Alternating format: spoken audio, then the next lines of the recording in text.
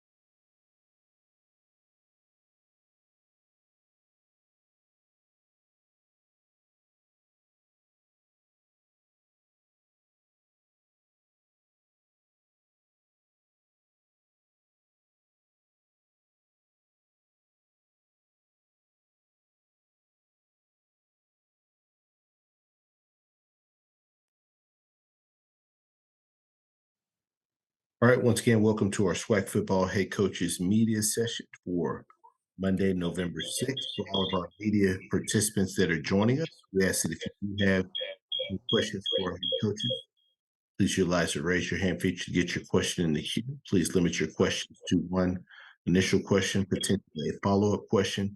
If we do have additional availability in our coaches' time slots, we will work our way back to get additional questions answered. Please wait until you're called upon prior to asking your question.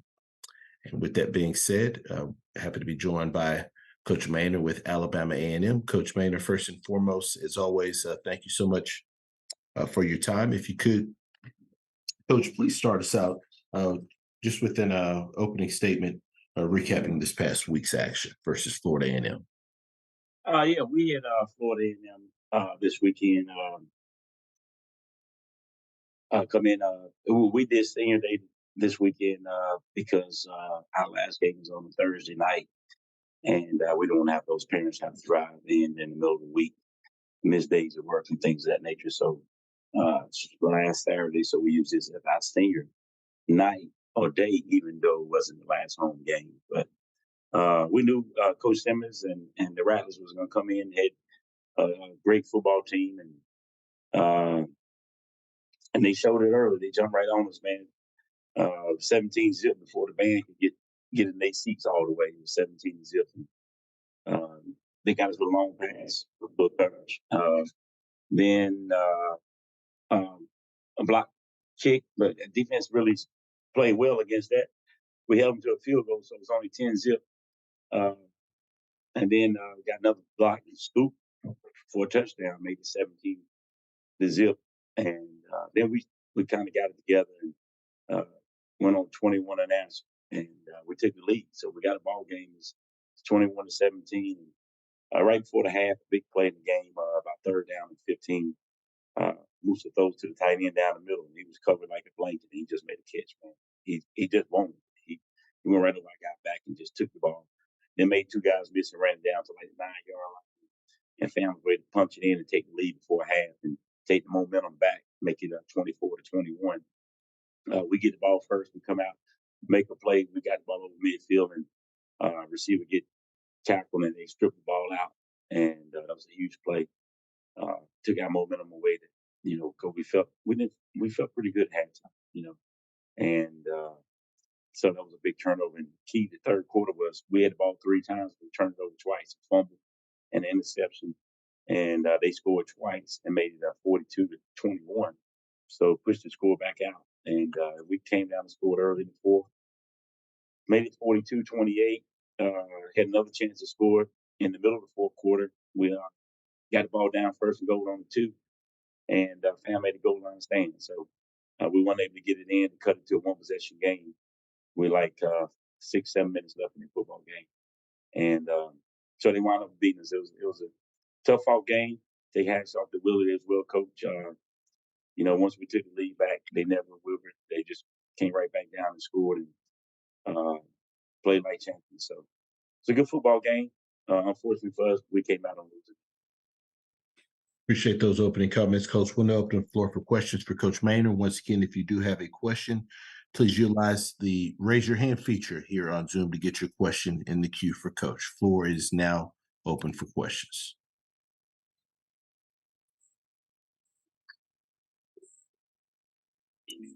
Coach, obviously, this weekend, you'll travel, you'll be on the road at Bethune. If you could preview that matchup for us. Yeah, Coach Woodie is doing a great job with those guys, man. They're playing hard. They much improved from last year on both sides of the football. So, they've been right there all year. Just a couple of plays away. They can very easily have 3 or 4 more wins. And so we know they're a very good football team. They're well coached. They play hard. And we got to do the same thing because we go down there this weekend and they're going to be expecting to get a win. So we got to play well. We got to play better than we played this week. Can't turn the ball over. We got to strip our special teams. We got to make the plays that we're supposed to make. All right, next question goes to Timona Stapleton. Good morning, Coach. How you doing? Great. How you doing?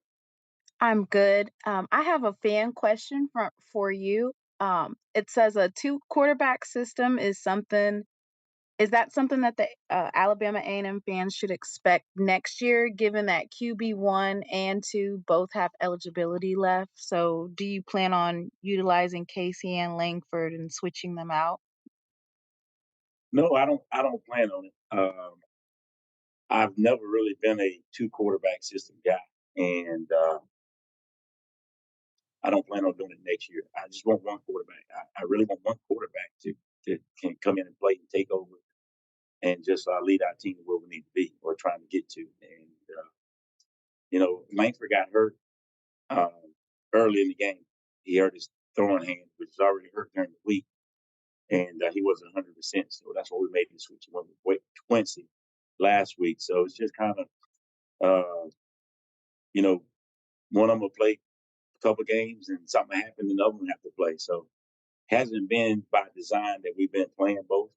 It just happened just the way it fell this year. Okay, thank you, Coach. You will. Currently taking questions for Coach Maynor with Alabama A&M. All right, next question goes to Dr. Cavill.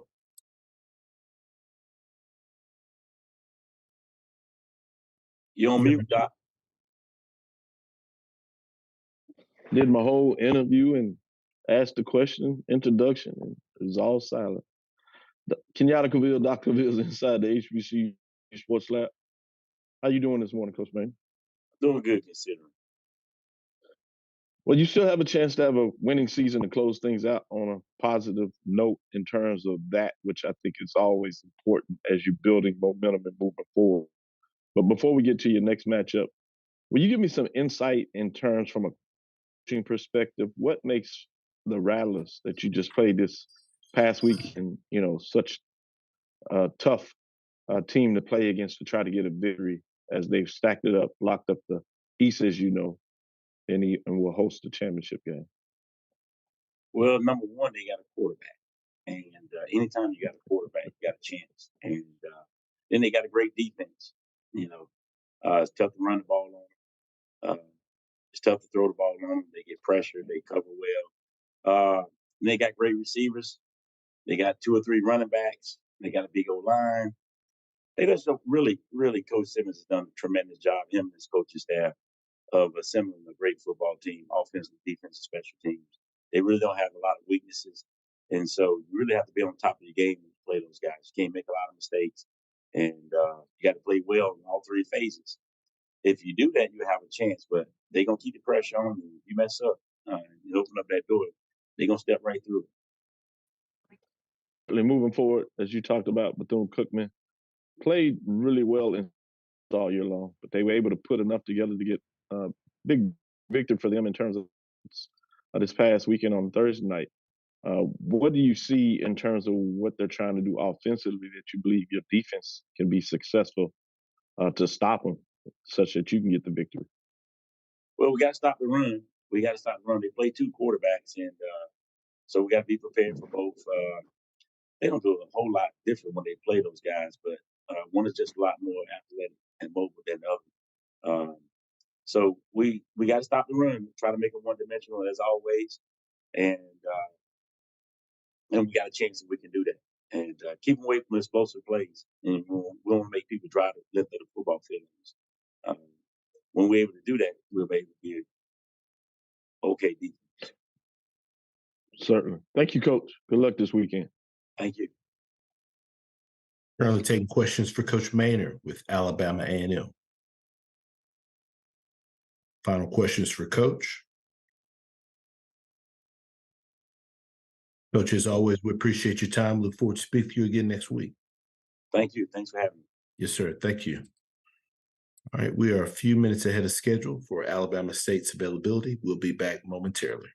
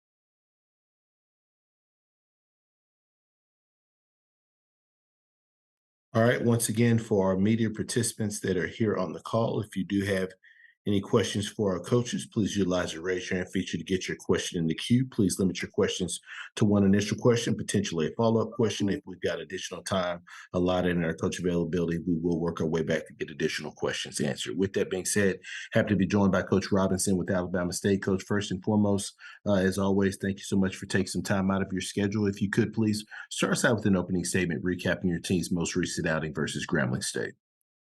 Yeah, I went down to Mobile, Alabama, played in the Port City Classic. We hadn't played in Mobile since 2009 after playing there for 35 straight years. So it was great to get down there and have a lot of alumni there. Played Grambling State. Hugh Jackson's team came down there and played a really good game. We were able to get off to a good start. Got off 7-0 with a really good touchdown pass to Keyshawn Johnson and had another score, I think, late in the second quarter.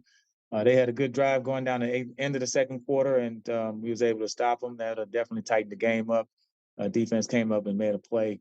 And so 14-0 at the half, and I think we had scored one more field goal. They scored a touchdown. So it was one of those games where you never felt like you really had control of it, had to keep fighting all the way to the end, and Grambling played tough all the way to the very end. We had a couple of interceptions and turnovers. Scarborough has been playing really good. One of our safeties, he had a fumble recovery and a late interception that really helped us, and also Kale Jackson. But it was a well-fought game. We ran the football well against a tough team, so just was fortunate to get out there with a W.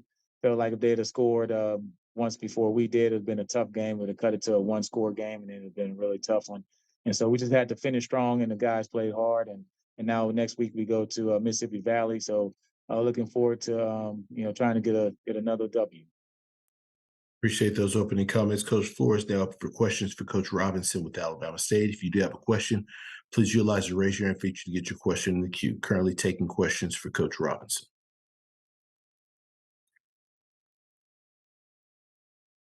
Coach, when looking at Mississippi Valley State on film, what are some of the things that stand out about their team? I think defensively, they'll go from an odd front to even front. Those guys play extremely hard. They run to the football. And so it's just going to be a challenge for us to match that intensity. We going down there. It's always tough. Kids have to get up emotionally. And so that's one of those things that as coaches, that's going to be our job to make sure that everybody's ready to play. You only get 11 chances to play a college football game. So every one of them is a precious opportunity. And so that's we have to go out there and match the intensity that they're going to have when they play at home. Next question goes to Dr. Cavill. Kenyatta Cavill, Dr. Cavill's inside the HBCU Sports Lab. Good morning, Coach Roberts. Good morning. How's it going? Doing well. Really taking note of your team. Congratulations on a solid win. Particularly your defense. They're special. I'm not sure how else to really put that. Been solid, obviously, really starting back from last year, I should say. But coming in this year, you held, obviously, this particular game, Grambling, 62 yards rushing. Can you talk about what makes this defense tough, special, however you talk about it, and their ability to stop teams of what they want to? Yeah, I think, it starts with Coach Lewis. He's doing a great job. Coach James Williams, secondary coach, all of those guys, Middleton. So I think the staff, they just get those guys ready to play. Of course, I add my 2 cents here or there, but for the most part, they're putting it up there, and I'm just signing off on it. To me, it's more about attitude and effort. That's what defense is all about. You got to go out there with a nasty attitude. You got to go out there, and you can't just take the field. You have to take the field, and that's what we try to preach. And then the rest of it is just effort. So you got to have 11 guys running to the ball on a consistent basis. And that starts in spring practice, that starts in training camp, and wanted to carry over to the game. So it's kind of infectious. One guy makes a play, and I think the kids are really unselfish. If a guy makes a play, everybody's happy for him making that play. It's not, well, he made a sack and I didn't. It's more, hey, we're all happy because he made that play. So defense is fun to me. It's attitude and effort. And after that, you just go out there and just play hard. Coach, I bet you it is fun to you. With that being said, wanted to ask you about, they're pretty effective, it seems like, rallying to the ball. But more importantly, that you may see in a lot of teams that challenge you with this is their ability to tackle in space. especially as individuals. Can you talk a little bit about, are there anything you're teaching about that, or is this just some recruiting that you're looking particularly for a style of player that seems to be able to do that? And Yeah. lastly, in that question is how will that help you in your matchup against Valley to make sure that they don't get going offensively? Yeah, I think tackling is a whole lot of want to. You have to want to make the tackle, and I think that's a big part of it. Tackling technique wise, and like everybody else, we practice it a whole lot. I think even on days when you're not hitting, you still can't just two-hand touch. You still have to get in the tackling position. So I think every day you have to emphasize the tackling part of it, special teams, whatever it is. And so we've been fortunate enough where, to me, it still goes back to effort because we have a lot of guys that miss tackles, but then that's when the next two or three have to be running full speed. So you don't notice when the first guy missed if you got two more running just as hard. And I think with Valley, they have some talented receivers. Running backs going to be tough to get down. So we know the way the style of coverage we play, is sometimes one guy has to make that one tackle or it can be a really big play. And so he has to be able to execute and make that play more than he misses it. So that's pressure on everybody. But like I said, the way you erase that is for everybody running to the football.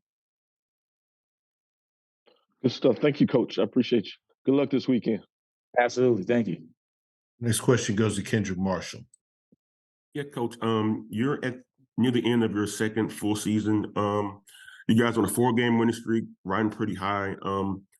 Where would you assess the team from your first year to this point? And how do you, I guess, gauge whether that progress is right on track or still needs improvement? Well, I think for me, after the next 3 weeks, after Thanksgiving, and I can probably answer that question. We were in a similar situation last year, and we were 6-3, and we lost the last 2 games. So now we have to finish strong, and so we have to win each day. So we don't really talk about how many games we have left. We don't talk about anything except win each day. So we won one Sunday, and so we want to win Monday academically. Then we got to come out and win Tuesday. So I think getting to that approach, just winning each day, and I think we'll be okay. You start talking more than one day with Generation Z, you kind of get yourself in trouble. So that's how we kind of simplified it, and it seems to work from that standpoint. So we won't change that.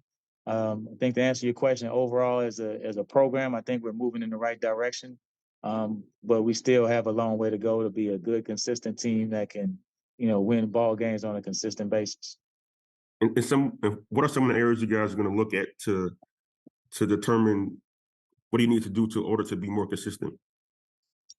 Well, I think it starts in practice. Cutting down the penalties was a big deal from last year to this year. We're better at the penalties, but we want to be even better at not having those penalties, especially those unforced ones. And so to me, it starts with the discipline aspect of it, and it all starts on the practice field, and then it shows up on game day.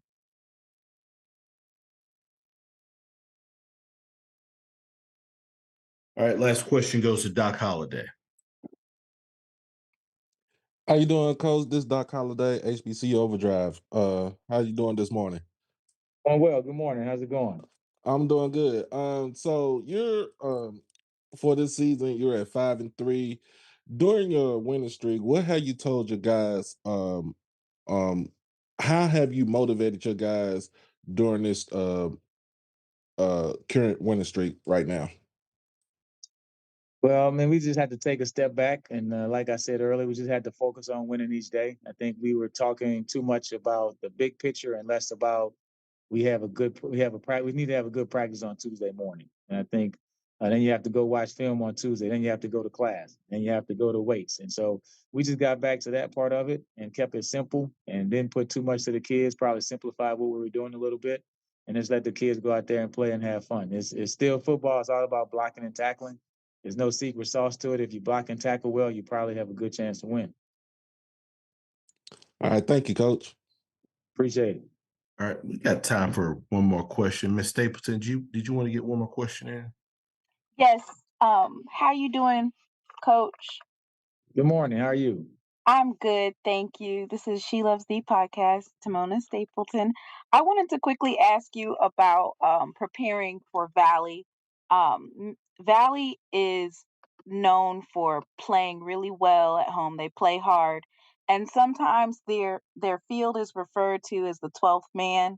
Um, Can you talk a little bit about, I know you said you're working on your penalties this week, but what are some other things that you are working on this week in practice to prepare for that type of atmosphere?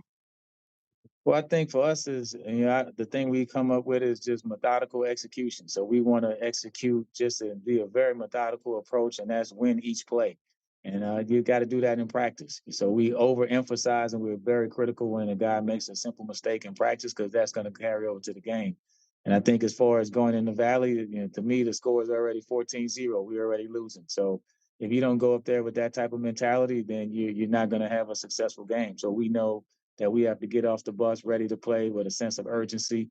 And they're going to compete, they have a good team, and they're going to expect to win the game, and as they should. And they play really good at home. They know it. We know it. The whole SWAC knows it. So if you go up there anticipating anything else but a tough physical football game that's going to come down to the last play, then you're not going to come out there and with a good day. So that's the approach that we have to have. Thank you, Coach. Absolutely. Appreciate it. Coach Robinson, as always, we appreciate your time. Look forward to speaking to you again next week. Thank you. Yes, sir. Thank you. Now go to Alcorn State and Alcorn State head coach Fred McNair. Once again, for all of our media participants, if you do have a question, please utilize the raise your hand feature to get your question in the queue for our coaches. Coach McNair, as always, sir, thank you so much for taking some time to join us. If you could please start us out with an opening statement recapping your team's home win this past weekend versus Southern. It was great. Great win, first of all. Versus real physical ball club. Dooley brought in. Those guys played extremely hard, and my guys did the same. So it was a battle that was tough. I thought that we played exceptionally well on offense and defense. We gave up 2 big plays on defense. They gave them 2 touchdowns, and they did some good things offensively. Offensively, we played well. Put it in the box when we had to in the red zone. So that's one thing we try to get better at. Keenan Leishman had a phenomenal day. Our safety, he had a pick 6. He had a strip fumble for a touchdown, and they had another interception. He played extremely well, and today he was named the FCS National Defensive Player of the Week, which I thought was big. Had a big thing here on campus this morning during the course of practice for him. The executive producer for the FCS National Award came down and presented him a trophy this morning. So it was a great morning for practice. Getting ready for another physical game against Texas Southern. The game had been moved to Sunday, so we had to redo our schedule in terms of what we do normally through the week. So just moved Sunday to Monday, and therefore on. But other than that, just got to get prepared for another great football game this weekend. Thank you for those opening comments, Coach. First question goes to Kendrick Marshall. Leishman, your team being a transfer guy, and how has it contributed to your guys' success this year? I tell you what, just getting him here during the course of June and getting him on campus, man, it was a great deal for Coach Thomas. When he brought me up to the young man and he introduced me to him and said, Coach, we bringing this guy in, and just the mannerism of him really told me a lot about him, the way he carried himself, and coming from Northwestern State, out of Baton Rouge, I think that was a big deal for us just to get him on campus, and he liked what he saw and wanted to be a part of this program. So I thought that was one big thing for us. He had a phenomenal game. Very, very good coachable kid, man. This young man, he go out and work hard each and every day, and it kind of shows in the course of a game because he looks at every little detail that coaches tell him during the course of a game, what concepts and the routes they're gonna get. He understands that. So very unique young guy. Very malleable, man. This is another one of the great coaching players that I've coached before, just coming from another school such as Northwestern State. All right, as a follow-up, Coach, your team is, as of now, 1 game in front in the SWAC West. There's still some football left to play. But during your tenure at Alcorn State, your football teams, especially late in the season, seem to always rise to the occasion. especially playing at home? Like why do your team seem to always put it into that next gear late in the season? The biggest thing is, you peak at the right time. Early in the year, we had a few losses that kind of put us behind. Played a real tough non-conference schedule. First of all, which I'm very proud we do. That non-conference schedule really helped us out more than anything. You talk about playing a USM, then you go to Nacogdoches and play Stephen F. Austin, and then you come back and play McNair, stay here at home, and then you open the conference up with a loss. These guys, they've been here before. They know what it takes to win, and I think having that first loss in the conference really put them on a pedestal. That they can be beat, and they understand that now. So I think the biggest thing is now that um, they playing better each and every week now, and this is the time to peak late on in the season, man. And you play your best football at the end because when the second season kick in, you want to be ready. But we got 2 more games left. We got a great football team that we're gonna play against Texas Southern. We got to be ready. Coach McKinney gonna have those guys ready to play. So we just got to go with a good attitude, and they understand what happened last year here at homecoming. So these guys know what's at stake. So we're gonna take this one game at a time, and we move on from there. All right, thanks, Coach. Next question goes to Doc Holliday. How you doing, Coach Doc Holliday, HBCU Overdrive? How you doing this morning? I'm good, sir. All right. So you got your quarterback, Aaron Allen. He's playing lights out this season, and we've been talking about Jarvion Howard. I know he had a slow start, but the last 3 games he has been hitting either close to 100 or a little bit over 100. What are the things that you've been telling him to try to get him going in the last couple of games? The biggest thing, just don't try to press yourself. Let it come to you. I think in the early in the season, he tried to do a little bit too much, and talking about Jarvion Howard now, in terms of his running game, you have to let it come to you. It's not every day your sun's gonna shine every day, so you have to let it come to you. He finally realized that, and he understands that what we're trying to do offensively, to open up his running game for us. I think that's what we've done with Aaron Allen coming in and being with this efficiency that he's having in the passing game, it's kind of helping up the run game too. So, just being patient, the biggest thing we talked about. And I think that Aaron have done a great job of leading his offense, being patient, take what they give you, and lead his offense. So Jarvion understand that now. So, before the game last week, he said, Coach, just ready to play, but the biggest thing is these guys understand that it's going to take all of us to win this thing. So everybody got to be bought in and just pay attention to details. And as a team, I think our scout team does a real good job through the course of the week, getting both sides of the ball prepared to play on Saturday, giving us good looks for my opposition. What they're going to give us. So these guys does a real good job through the course of the week, playing fast, and that's what it's going to take from here on out. For the next game we got, just got to continue to play that way. All right, thank you, Coach. Next question goes to Dr. Cavill. Dr. Wills, inside the HBC Sports Lab. Good morning, Coach. Good morning. Talk a little bit for me in regards to working towards something from, the year before in a lot of ways and continue to build. And as you march through the season, things start to gel and come together. What is the feeling as a coach when you see all that starting to come together as you want to close the season out and start to make a run at a potential championship? The biggest thing is when we first came in the spring as a coaching staff, when we sit down and had our meetings and stuff like that, we understood that what we had coming back, the type of players that we recruited coming in, and what we needed to address, to bring this program up to par. And I thought that we did a great job in offseason getting the guys that we needed to come in and help the older guys out in terms of recruiting. I think the biggest thing is that these guys understood that for the past 2 years we've been kind of down and it's time to pick it up a little bit.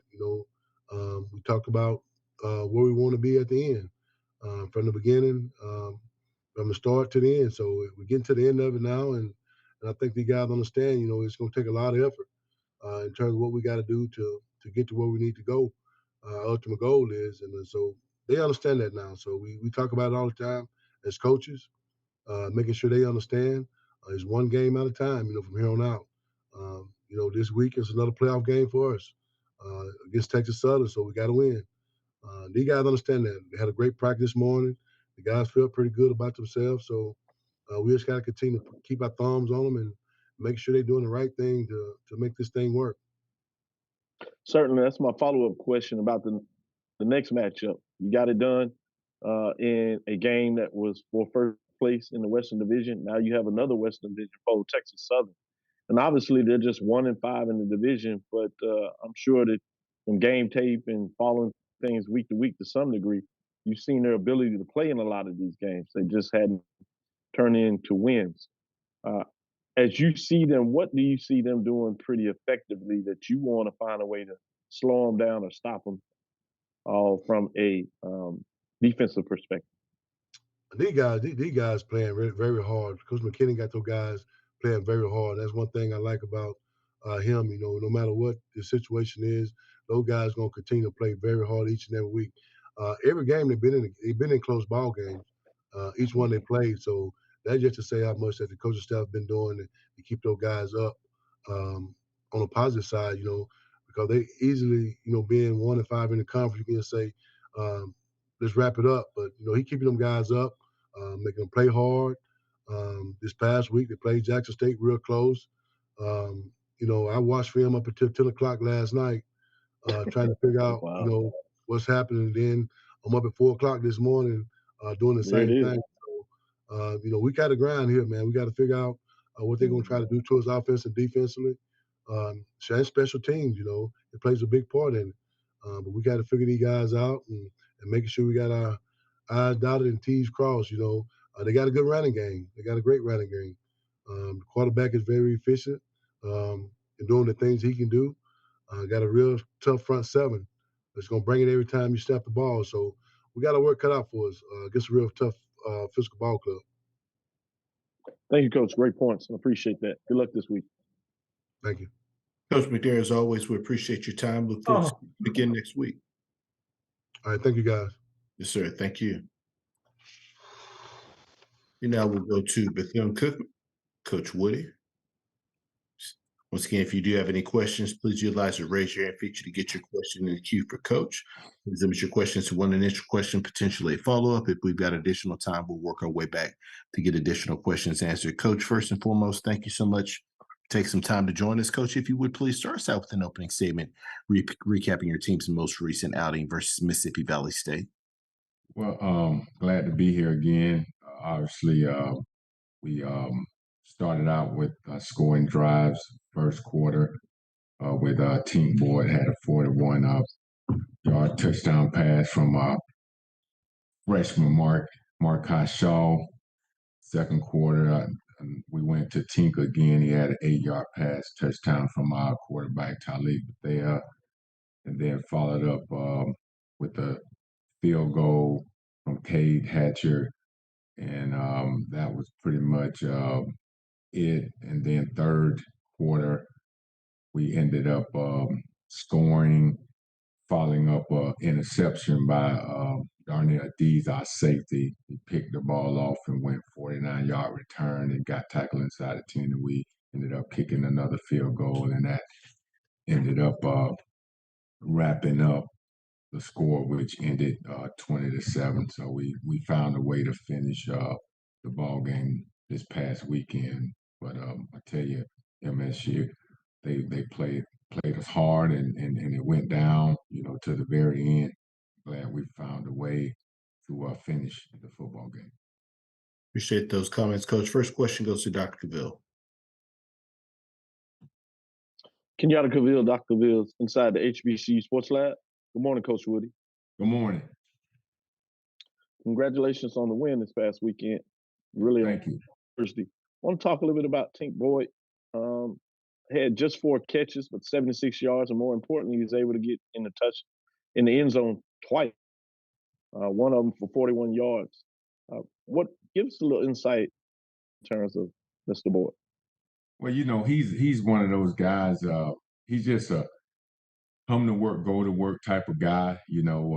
I mean, he's not blazing fast, but he runs good routes. He has soft hands and he has that grit. I mean, he keeps coming and coming, and his practice habits are the way and also he plays in the game, but those are the results that happens in the game because he practiced and he tried to practice perfect. He don't just show up to practice. He's all about the details, and he's definitely been helping us out throughout the season. Thank you, Coach. To your next matchup, you got A&M at home. Your defense has played pretty solid most part all season. Obviously, I know there's some things that you want to see them do better, particularly at critical points in the game. With that being said, what do you want to see them able to continue to do against Alabama A&M as they prepare for possibly two quarterbacks throughout the game in this particular matchup this weekend? Well, I tell you what, it all is going to come down to alignment and assignment. Coach Maynor, he does a really good job of using those the two quarterbacks that he has by committee. I mean, those guys are a really good football team, and we just have to make sure our technique and fundamentals are always up to par, because playing against a team like this, I mean, they can really expose you if it's not. Thank you, Coach. Good luck this week. Thank you.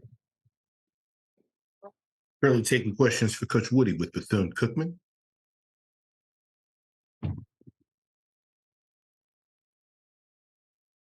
Any final questions for Coach? Best guy I've ever coached. Really. Best. Any final questions for Coach Woodie with Bethune-Cookman? All right, we'll take a question from Jay Keith. Hey, Coach, congratulations on the win, JT Keith USA Today. Hey, what did that win mean to you guys in your program? Second win of the season for you.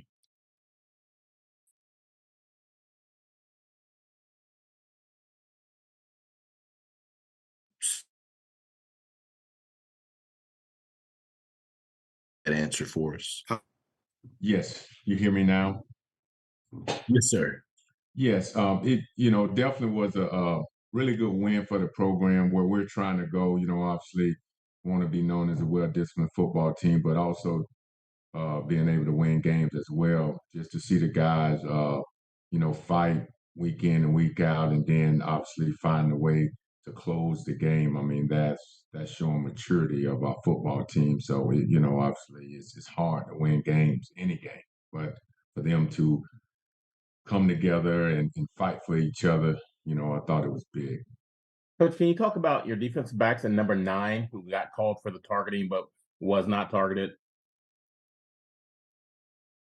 Number 9? Yeah, like the kid that was called for targeting, but they overruled it on the defense. Oh, okay. That was 25. 25, excuse me.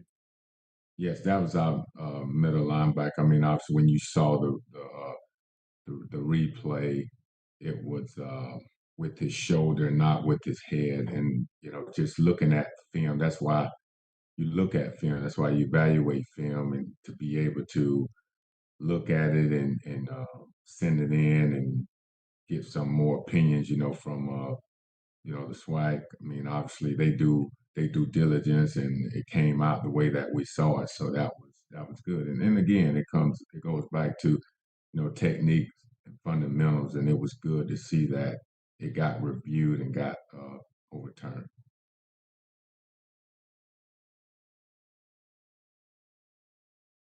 Any final questions for Coach Woodie with Bethune-Cookman? Coach, as always, we appreciate your time. Look forward to speaking to you again next week. Thank you. Yes, sir. Thank you. Thank you. We'll now go to Florida A&M. Head Coach Willie Simmons. Once again, if you do have any questions for Coach, please utilize the raise your hand feature to get your question in the queue. Please limit your questions to one initial question, potentially a follow-up question. If we do have additional time allotted in our coach's availability, we will work our way back to get additional questions answered. With that being said, Coach Simmons, first and foremost, thank you so much for take some time out of your schedule to join us. Coach, if you could please start us out with an opening statement recapping your team's most recent outing at Alabama A&M. Yeah, thank you guys. Another big win for the program in a hostile environment. Senior day for those guys up there in Huntsville, and we knew they'd come out with a lot of fire. Fortunately for us, we were able to get a couple of big plays and special teams there to get us a big lead in the first quarter. But like they've done in the past, they fought back and made it a ball game. And so it was a 4-quarter contest. Traded punches back and forth. In the end, our guys did enough to win, and excited to bring home another win to solidify the ability to host the SWAC championship, which was a huge goal of ours. And we're excited about where this team is. Got a Lincoln team coming in this week that's winless, lower level team. But again, we can't go to sleep on them. And obviously, we got the Classic coming up next week. So a lot of football left before the SWAC championship. And so we got to continue to get better, clean up some things. But all in all, very pleased with where the team is at this point in the season. Appreciate those opening comments, Coach. First question goes to Kendrick Marshall. Yeah, Coach. You mentioned that there's still a lot of football left to be played before the SWAC title game, but just talk about what hosting that game kind of means for the football program and for the university to kind of have that spotlight on it. Well, it means a lot for the program. It means a lot for the university. It means a lot for the city of Tallahassee. Just the ability to bring football fans and enthusiasts, to the capital city of Florida is something that we're really excited about. We had a SWAC championship on December 2nd, and then the Florida High School Athletic Association State Championship Series the following week. So just amazing time, here in Tallahassee to host games at Bragg Stadium. We've done a lot of major upgrades, and we think that's why we're able to do these type of things. So, but it's exciting. We love the opportunity to host. We think it's going to be a great atmosphere, and we're definitely looking forward to it. And about your football team, just as a program, you guys were coming to the SWAC and been pretty successful. You've won, I guess, 14 or 15 straight SWAC games. Coming into the league, what did you know you had to do in order to be successful and compete? And how would you say you guys performed so far in 3 years since you've been in the SWAC? Well, fortunately for me, I cut my teeth in the SWAC, so very familiar with the style of play, with the atmospheres. So I kind of tried to prepare our team mentally for what we were going to face. The home field environment's a lot different than it is in the MEAC. And but I thought our team was prepared to do so. We were always a fast team being in Florida, so that definitely helped playing in the SWAC. And then being in the MEAC, we try to build our team from the inside out and get quality offensive and defensive linemen. So I think that combination, along with pretty good quarterback play, over the last few years, has been a major contributor to us being one of the top teams in the country. All right, thanks. Next question goes to Doc Holliday. How you doing, Coach? Doc Holliday, HBCU Overture. How you doing this morning? Doing well. All right. Big win for your team this past Saturday. Tell me about your thoughts about the offense and how Jeremy Musa did this past Saturday. Well, I thought at times we performed really well, and at times we didn't execute very well. And that could be said at every position, quarterback included. So for us, it's just about consistency. That's kind of been my rallying cry all season. We've shown in spurts that we're arguably the most explosive team in the conference, and we've shown in spurts that we can beat ourselves at times. And so we're continuing to work to try to find that holy grail to figure out what buttons to push with this group to get us to play at the level we're capable of. But he played well enough to win, but like everyone else on offense, definitely left some opportunities out there, that we need to improve upon if we're going to be the championship team that we're aspiring to be. And for my follow-up question, I know we talked last time about the slow starts in the first half and then turn it on in the second half. This is the second game that y'all played where you played pretty much a complete game from start to finish. What did you tell your guys this for the last 2 weeks and how they played matched up on the field? Well, we talk about 60 minutes, every week. Obviously, fast is one of our words in our program, and finish is also. So you want to start fast, and you want to be able to finish. And so just continuing to emphasize those little things, coming out of the gate, having energy. The last couple of road games before this one, we came out flat. The atmospheres weren't amazing. So we had to kind of bring our own energy. But I thought the last 2 weekends, the guys did a really good job of bringing our own energy and starting the game fast. And then once we were, to get rolling, we were able to sustain it and finish. So the sign of a good football team is that they can do both, and we want to continue to do so because obviously the schedule doesn't get any lighter. Looking at a SWAC championship coming up, Florida Classic coming up first in 2 weeks, SWAC championship in a month, and then obviously you take care of business. You're playing the Celebration Bowl, so we got to be able to do that in those games because again the competition is not going to get any lighter. All right, Coach. Appreciate it for your time. Thank you. Question goes to Brandon King. All right. Good morning, Coach. How you doing? I'm doing well, Brent. How are you? Pretty good. Pretty good. Actually, you can see me this time. I got my lighting situation together there. So they gave me a little money to get some lighting, so I'm happy about that. But wanted to ask you about your offense obviously gets a lot of the attention and things of that nature. But wanted to ask you about the play of your defense and your special teams, particularly over the past couple ball games. Defensively speaking, your unit's got 9 sacks, 4 interceptions. So they're being very opportunistic in terms of kind of creating turnovers and points for your ball club.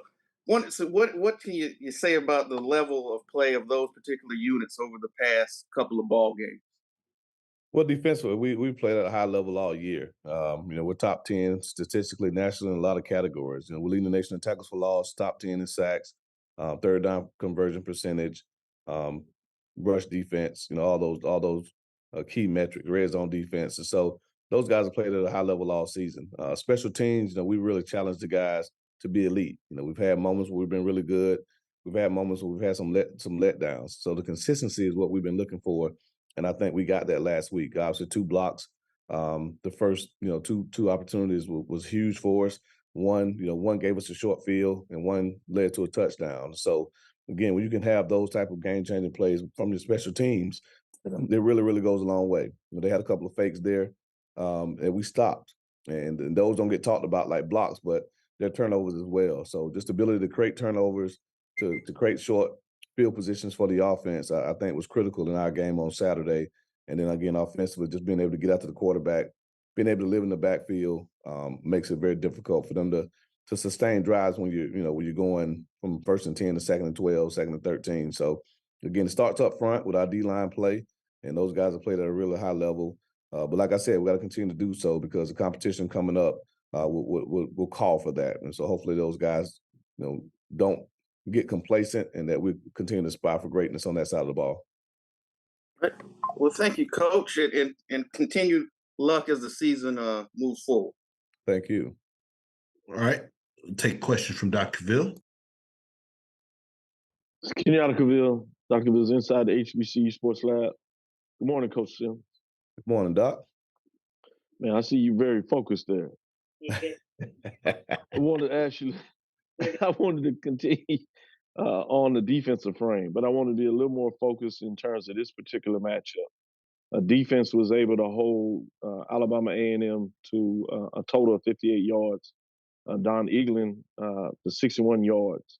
But you've been able to do this pretty consistently all season long against some really strong backs that have had big breakout games in other contests to get some ideas of the talent that we've had in the league in regards to running back.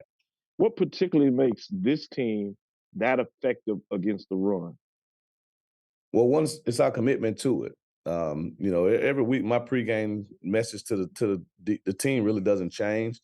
We try to get creative in how we spin the message, but the mandate's still the same. And defensively, it's real simple: stop the run. Stop the run, and I tell them make them snap it again, which means eliminate big plays.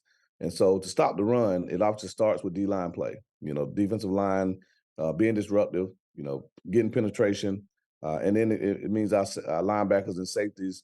And nickels, being involved in the run fit, so to be a good run stopping defense, you got to be gap sound and play responsibly. And our guys have done a really good job with that. But it starts with our mentality. We want to make sure that we can make you one dimensional. We've given up some passing yards over the last few weeks, but if that's all we're giving up, we're going to be pretty good. It's when you give up rushing yards and passing yards where you find yourself in trouble. So just the overall commitment to stopping the run that we've committed ourselves to as a staff, as a team, I think that's where it starts. But having a deep and talented defensive line definitely doesn't hurt. Certainly. We'll follow up on that. In a particular matchup, do you have a focus point on, like, we need to stop this team, not just rushing, but we need to limit them to this amount of yards, either a player or a group of them, to be effective? Do you do any details like that? Well, I don't personally. Obviously, our defensive staff has goals. Our team has goals, and so one of the goals, obviously, every week is to hold the other team under 100 yards rushing, and definitely want to hold a single player to 100 yards. And I think we've only given that up maybe twice in the last 2 seasons that a player has had over 100 yards rushing. But as a team, we typically have a goal to hold the opposing team under 100 yards rushing, and right now I think we're averaging somewhere around giving up around 80 to 90 yards a game. So again, I think that's top 6 or 5 in the nation in rush defense. But every week the goal is to hold the other team to under 100 yards rushing. Thank you, Coach. Look forward to being in Tallahassee in December. Coach Simmons, as always, we appreciate your time. Look forward to speaking to you again next week. Thank you, guys. Have a great week. Thank you.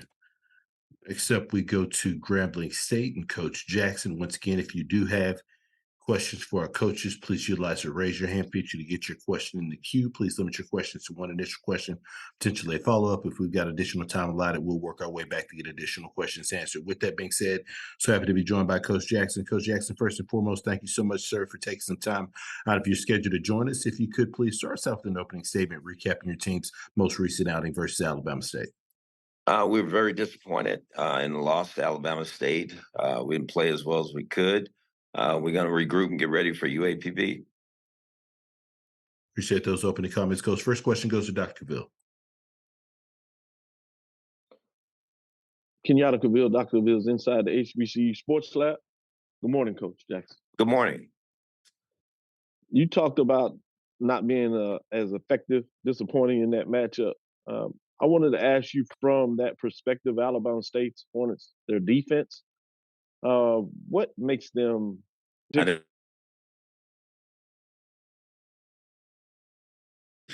and the guys understand their scheme. They play together, and again, they know what they're doing. They do a good job.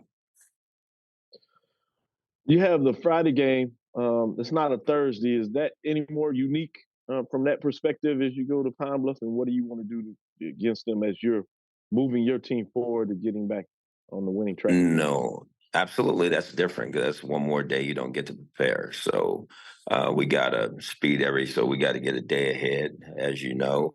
And I'm kind of glad that we do play on a Friday. We got to get this taste out of our mouth. So, but again, they're a scrappy team, and they're going to play hard as well.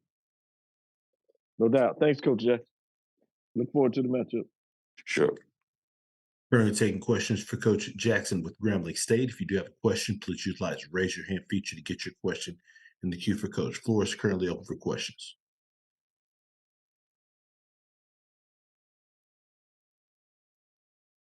Have any additional questions for Coach? All right, next question goes to Tanner Spearman.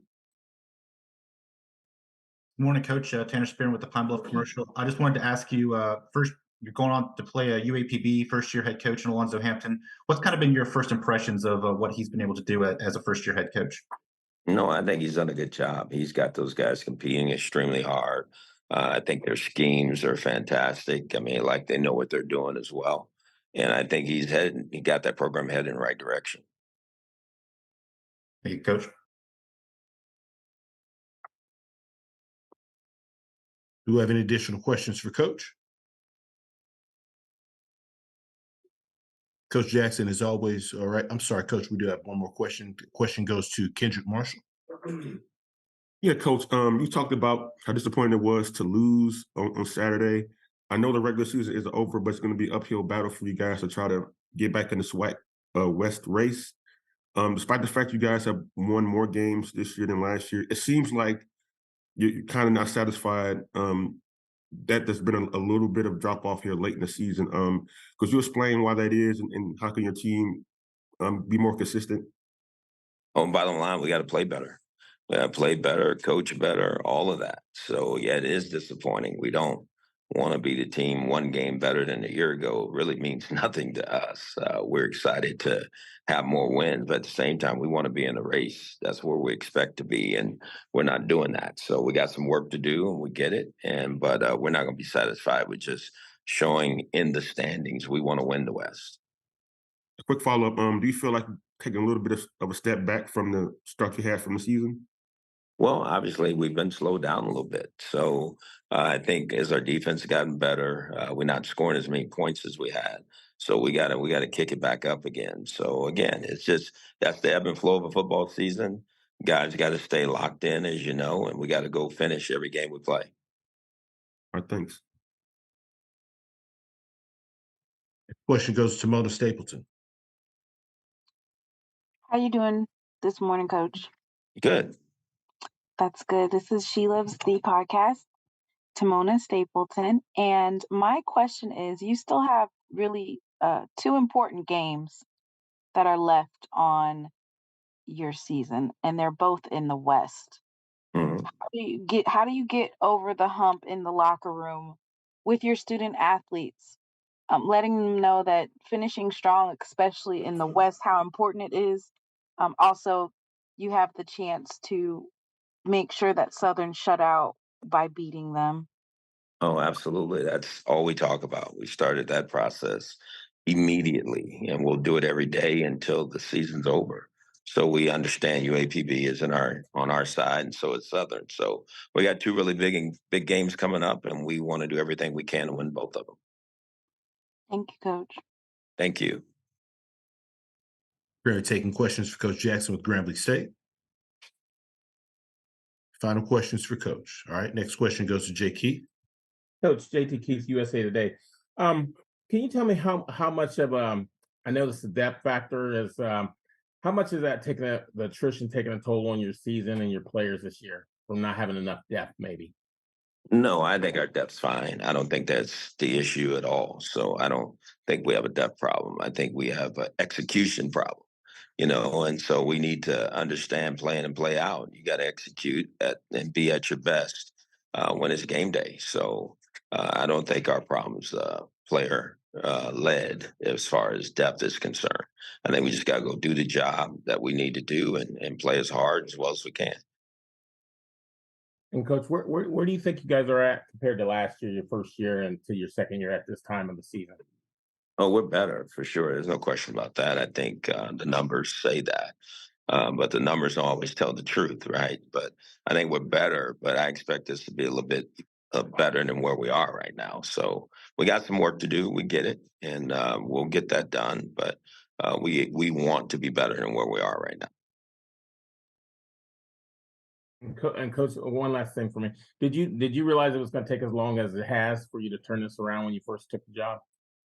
I know it's going to take some time because recruiting is the lifeblood of any program. You got to go build those relationships. But I'm not going to say I knew it was going to take this long or it was going to be faster. I think every situation is different. You got to go in it with that thought process. And so whether it's making sure you have the right coaches, making sure you have the right recruiting the right players, I think all of that goes into that pot to get it done. Thank you, Coach. Thank you. Got time for one more question for Coach. All right. As always, Coach Jackson, we appreciate your time. Look forward to speaking to you again next week. Thank you. Yes, sir. Thank you. Bye-bye. We'll now go to Arkansas Pine Bluff here momentarily. I do believe that we have Coach. Actually, once again, if you do have any questions for Coach, please utilize the raise your hand feature to get your question in the queue. Please limit your questions to one initial question, potentially a follow-up question. If we've got additional time allotted, we'll work our way back to get additional questions answered. With that being said, happy to be joined by Coach Hampton. Coach, first and foremost, thank you so much for taking some time out of your schedule to join us. Coach, if you would please start us out with an opening statement recapping your team's most recent outing at Prairie View A&M. Yeah, obviously we didn't play as well as we needed to get the win. Prairie View was a great homecoming crowd. And so they came out with a 24-point victory. We got down early in the game, 24-0. And then we came back out to half, scored, right off the back, 24/7. We get a stop. We're driving the ball and get one of our players jump off sides, the pre-snap penalty on 4th and 1. And then we end up punting the ball. They score. And then we made it, scored again. And then we get them 3rd and 10 twice. Another chance to get another score. And they pick up the first down and ended up 14-14 second half. So our kids fought hard, and but we let them get out ahead of us through a pick 6 early in the game. So credit to Coach McDowell and his coaching staff. And now we're on to the next one. Appreciate those opening comments, Coach. First question goes to Dr. Cavill. Kenyatta Cavill, Dr. Cavill's inside the HBCU Sports Lab. Good morning, Coach Hampton. Morning, sir. Good. Thank you for that. Wanted to ask you a little more about that game before we move to the next matchup, as you alluded to. What were your thoughts in terms of Trayvon Connolly, how he was able to get some things done in that matchup? Well, obviously, we knew that the kid could run the football. He was fleet of foot, and then you knew they had some. I'll say this: I think they got some of the best receivers in this conference. I mean, and I think Jaquan Bloomfield didn't even play. I coached him at University of Louisiana Monroe. Kobe Cavill, number 4, the slot receiver. I coached him at the University of Louisiana Monroe. And Keyshawn Johnson, the starting linebacker, I coached him at the University of Louisiana Monroe. So we knew they had a good football team. Knew offensively they were good. And I think they've had a lot of self-inflicted wounds, but they're a good football team. And that's why they're still in the hunt on the Western Division side. So coaches, man, he got them looking like a really good football team. So we knew the quarterback was good. We needed to be able to stop the run. And a lot of times we had guys in position. They couldn't make the play. And so that's a credit to them. Know a little something about Kobe Cavill, and he speaks highly of you. So thank you for acknowledging that. As you said, moving forward appropriately, Grambling, they're coming into your spot. Talk a little bit about what do you want to try to get done in them. They've been pretty effective offensively, but they were slowed down in a lot of ways this past game. Are there some things on the film that you want to try to find a way to get done with your team in that particular matchup? Let's be honest. Grambling, they got a really good offense. The quarterback's good. The running backs are good. They got 2 good receivers. And it's what you see is, like Coach Hughes said, man, they're kind of like they're inconsistent. They're up and down. But they're a really good football team. And they're one of the top 2 or 3 teams on our side. Even though the record doesn't show, they're a good football team. They can win on any Saturday. So what we need to do is we need to be assignment sound. We got to eliminate the big play. We got to be able to stop the run. You heard the coaches on here. If you can't stop the run, then you're giving the team the stability to run the ball down the field. You can't get off the field. And then when you can't stop the run, then they got the option to pass the ball. And we haven't done a good enough job there. We're giving up too many big plays. And guys just got bad eyes and not doing what they're coached to do. And obviously we were able to bring some younger guys in at the end of the game, play the whole second half, and actually play pretty well. Thank you, Coach Hampton. Good luck this weekend. Yes, sir. Look forward to the matchup. Thank you, sir. Next question goes to Tanner Spearman. Good morning, Coach. So we just talked about one side of the ball. Let's talk about the other side. For your offense going up against that Grambling defense, what's going to be the key for you guys to get some momentum going, especially early in the game? Block. Simple. I mean, do your job. Block the person in front of you. Whatever play is called, do your assignment. And then that's our problem all year. We're calling some plays and guys are not doing their jobs. And obviously it must be a disconnect somewhere between the coach and the player. And we just got to get these guys focused, man. We got 18 seniors we need to send out the right way. And I told them, man, I've been a part of teams where you won 2 games, you won 3 games. I remember being at Northeast Louisiana, which is University of Louisiana Monroe. We were one of the top teams in 1A. And then we transitioned to 1A football, had to play independent schedule. And you feel like you don't have anything to play for, getting your freaking head beat in every day. But as a man, it's time to step up. You got to say, I'm going to whoop the guy in front of me. And so that's all I'm trying to get them to understand. Man, this is the real world. Like, I'm better than the guy in front of me. I don't care about nobody else's job. I'm going to do my job. And I turn the film on. The film going to say Coach Hampton's better than that guy in front of him, or X, Y, and Z. And so we just got to continue to get more guys to have that mindset. And if we do that, we're going to give ourselves a chance to win. And it's no disrespect to anybody in this league. I knew I've been in the SWAC. I already know what the SWAC's like. You're gonna have a good offense, you gotta have a good quarterback. You gotta be able to play sound defense. You gotta be gap sound, you gotta have guys that understand the scheme and understand what the other people are trying to do to you. And so we'll recruit to those guys. We'll get some of those guys. And the other part is you got to get the right coaches in, like Coach Jackson said. You got to get the right coaches, you got to get the right players, you got to get the right system in place. And when you get all those things in place, now we're on a level playing field. And I wouldn't leave this one out. You got to have some Florida speed. And Coach, you mentioned the seniors trying to send them out the right way on senior night. What you've only gotten to coach them for a year, but what have those guys meant to this program? But Coach, obviously, man, these guys have been through a lot of ups and downs. You know, they went through COVID and got to the SWAC championship game, had a chance to win it against Alabama A&M. And then, you know, you have a coaching change last year. You have about probably 15, 16 players transfer out of the building. And it's just like, man, that's life, though. People come in and out of your life for a season. And so what I'm telling them is this, man, it doesn't matter what anybody says, okay? You guys have had a tremendous career. You're going to have a chance to walk across the stage, get a degree in hand, be able to go back to your hometown or stay in this city, and you're going to be able to make a life for yourself. You're going to go get married one day. Man, it's going to be some times you're going to go to work. You ain't going to like what's going on at work. You can't quit, right? You got to be able to go back in there and get a job. I mean, and get that check so you can go and pay some bills. So these kids have stayed true to it. And my whole mindset to them is this. I told them you got to stay in the fight, okay? As long as you can stay in the fight and you don't break, you got a chance to win. I mean, man, we're on the last leg right now. We're coming down the backstretch of the 400 meter. And I remember, man, I tell them all the time, man, this is where you see who really wants it. Because a lot of people quit in the last 45 meters of the race, the 400 meters. And the reason I'm talking about it, because I was state champion in the 400. And I'm going to tell you right now, that is the hardest part of the race. You got to give everything you got, and you can't quit. And you got to hold your form all the way through. So now our young men need to hold a form, that gold standard that we've been talking about. And I just need to, we're going to cruise all the way through the end. When I say cruise, man, the form is going to be head tight, elbows tight, chest up big, and we're going to run all the way through the finish line. All right, thank you, Coach. Next question goes to Doc Holliday. Coach Hampton, how you doing? Doc Holliday, HBC Overdrive. How you doing this morning? Hey, I'm doing good, Doc. How you doing? Man, you have a lot of enthusiasm for your team, and a lot of us in that covers you HBCU football. We love that enthusiasm. But I want to get a question about the quarterback play from this past Saturday. What are some things that you're going to try to change as for the upcoming week against Grambling?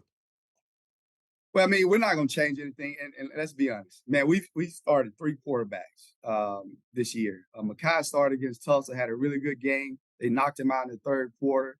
Then we came in with Jalen Macon. Jalen had a good game against Alabama A&M. Played pretty well against Tennessee State, and then he was playing well. Then he, a couple of things happened.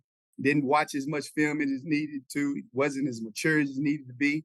And then McKay got injured again, so we brought in Chancellor, right? And Chancellor is a quarter. He's like a coach on the field, but the last couple games, Chancellor has done things that's not what he's supposed to do. Like he threw a pick 6. There's one high. He's supposed to throw the ball out wide. He throw the ball in the slot, throw it late, and the guy picks it off. Now the score is 17, and nothing. That's 24, nothing. It's things like that. He doesn't protect the ball at times, and we got to do a better job of helping all 3 of those guys. So I know everybody want to know who's going to start. I don't know. We'll see who practices the best and go from there. But we got to do what we got to do to give our team a chance to win this football game. And they all 3 have things that they can do well, but right now we're just not getting it done from that position. And so anybody guess as good as mine who's going to start this game. Appreciate your answer, Coach. Yes, sir. Last question goes to Charles Bishop. Coach Hampton, how you doing? How you doing, Mr. Bishop? I wanted to ask this question. Although this past Saturday, not particularly successful on the offensive side of the ball, but I took particular note of the running of Johnny Williams. Didn't have him on my 2 deep chart from calling the game, but he was tremendously successful in the second half of that ball game. Yeah, and I'll say this, and I don't know if anybody knew if you watched the game. Coach Acosta, our offensive coordinator, he had emergency eye surgery. And so he wasn't with us all week. And so, man, we kind of had to piece the thing together. It was giving other guys opportunities. But Johnny Williams is a guy, tailback. He's from Houston. He's graduating. He can run the football. Man, we got 4 running backs that can run. We just hadn't been able to block anybody or been consistently stay on a double team. We had guys, and that's been our problem. But we got running backs. And so Johnny, it wasn't a surprise to me. I was going to let him start because we were going home. But again, our other 2 tailbacks that have been rushed over 100 yards a couple of weeks ago, they're injured. And, man, we've had the injury bug. It's like most people. It's that time of the year. And so we just got to press forward. But Johnny, I think the other 2 tailbacks will be back. Jones, which everybody know, Kirsten Rogers will be back. And then we got Johnny Williams that had, I think, 88 yards and a nice touchdown run. So, man, we just got to continue to battle and stay in the fight. Good thing. Appreciate you, Coach. Yes, sir. Coach Hampton, as always, we appreciate your time. Look forward to speaking to you again next week. All right. Thank you, man. So, thank you. Next, we'll go to Mississippi Valley State and head coach Wade. Once again, if you have questions, please utilize the raise your hand feature to get your question in the queue for our coaches. With that being said, Coach Wade, thank you so much for taking some time out of your schedule to join us. If you could please start us out with an opening statement recapping your team's most recent outing versus Bethune-Cookman. Yes, sir. First of all, good morning to everybody. Went down to Daytona Beach. Tough game. We put ourselves in a 17-0 hole. So it was kind of uphill battle from there. Going into that game, we knew it was 2 evenly matched teams. And they caught us early with a trick play. And we kind of expected those things to happen. We took the bait. We fought back. We missed out on some opportunities to get this thing to a 1-possession game in the fourth quarter. But all in all, kids kept playing hard, and congrats to Coach Woodie and his staff. They wanted it more. This game boiled down to who was going to be the most desperate team, and they just was a little bit more desperate when we did. Coaches wanted it more, players wanted it more, and they got it. Our next opponent will be Alabama State.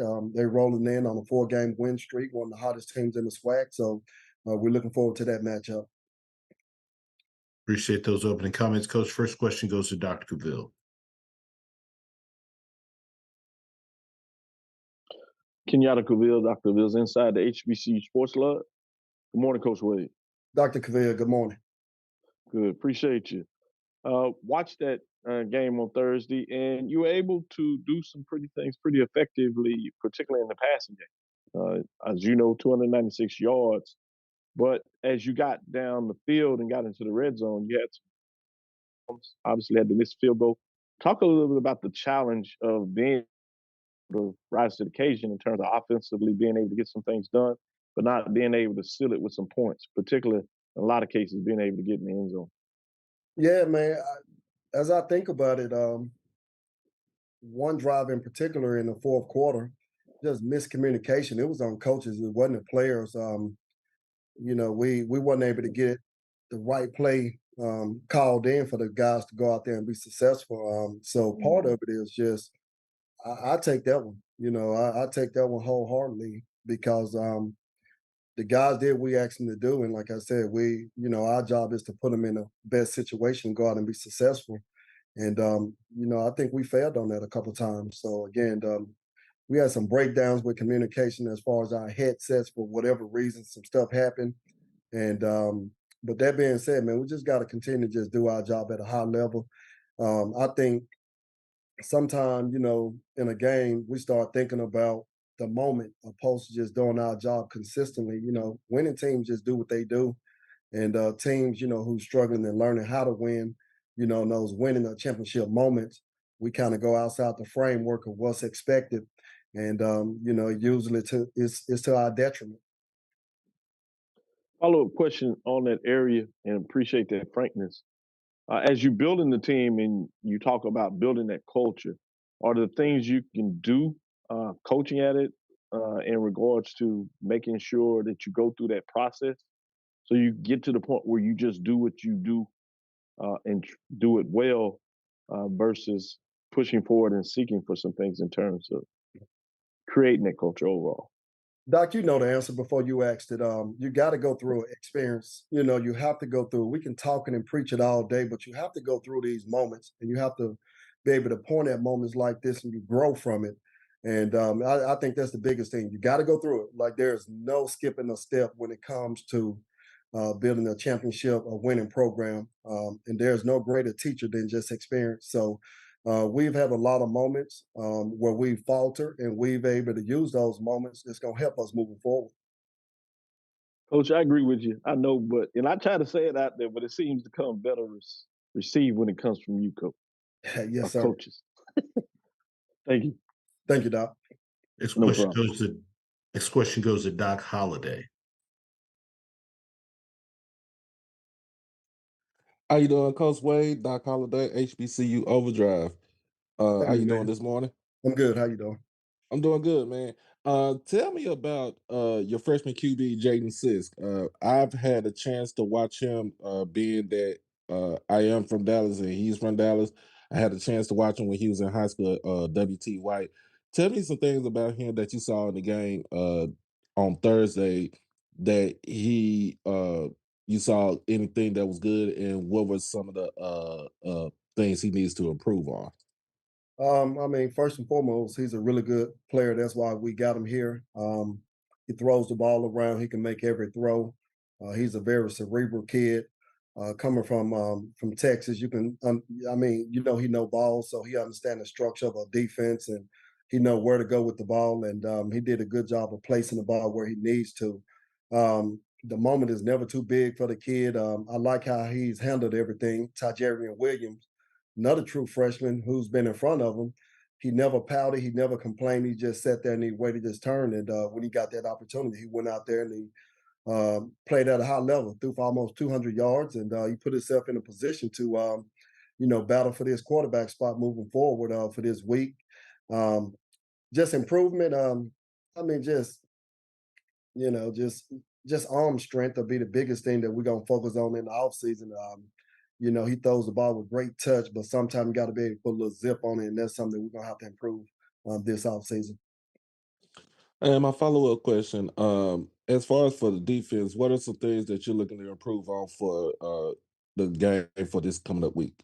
Our discipline, just eyes being where they're supposed to be. Doing your 111, doing what you're a coach to do. Not trying to play hero ball. Just do what you're supposed to do. It's pretty simple. All right, thank you, Coach. Appreciate it. Yes, sir. Thank you. Next question goes to Kendrick Marshall. We got the same first name, so I understand why you made the mistake. It's all right. Appreciate it. Yeah, Coach. You mentioned last week how the travel situation of going down to Tallahassee could have an impact on the game if you guys to handle it correctly. Did you notice any effect from that during the game? Oh no, sir. Absolutely nothing, man. We were ready. We was fresh. The guys was motivated. They were fired up. It's just a matter of just execution. So nothing to do with the trip. Everything went well, and like I said, they just wanted a little bit more than we did. Okay. And going back to your previous answer about like building a culture, you said your program has to go through a lot of kind of rough times to get to where they need to be. But your program in particular, they've gone through a lot of rough times over the years. And I'm pretty sure like a lot of players are kind of like used to be quite frank, losing. How do you get to the point where the guys aren't thinking during the game where they may be behind, like, oh, here we go again? Like, how do you kind of like overcome that in that way of a program that's been down for so long? Yeah, man. I mean, again, that's the challenge. We just got to keep preaching, doing winning things on and off the field to the point where it becomes second nature. And like I said, it takes time, and just previous staffs. I don't know, how they did it when things got tough, but for us, I mean, we walk in every day with the same enthusiasm, with the same approach. The message hadn't changed since day one, so just being consistent with who we are as far as coaches, and because they're looking.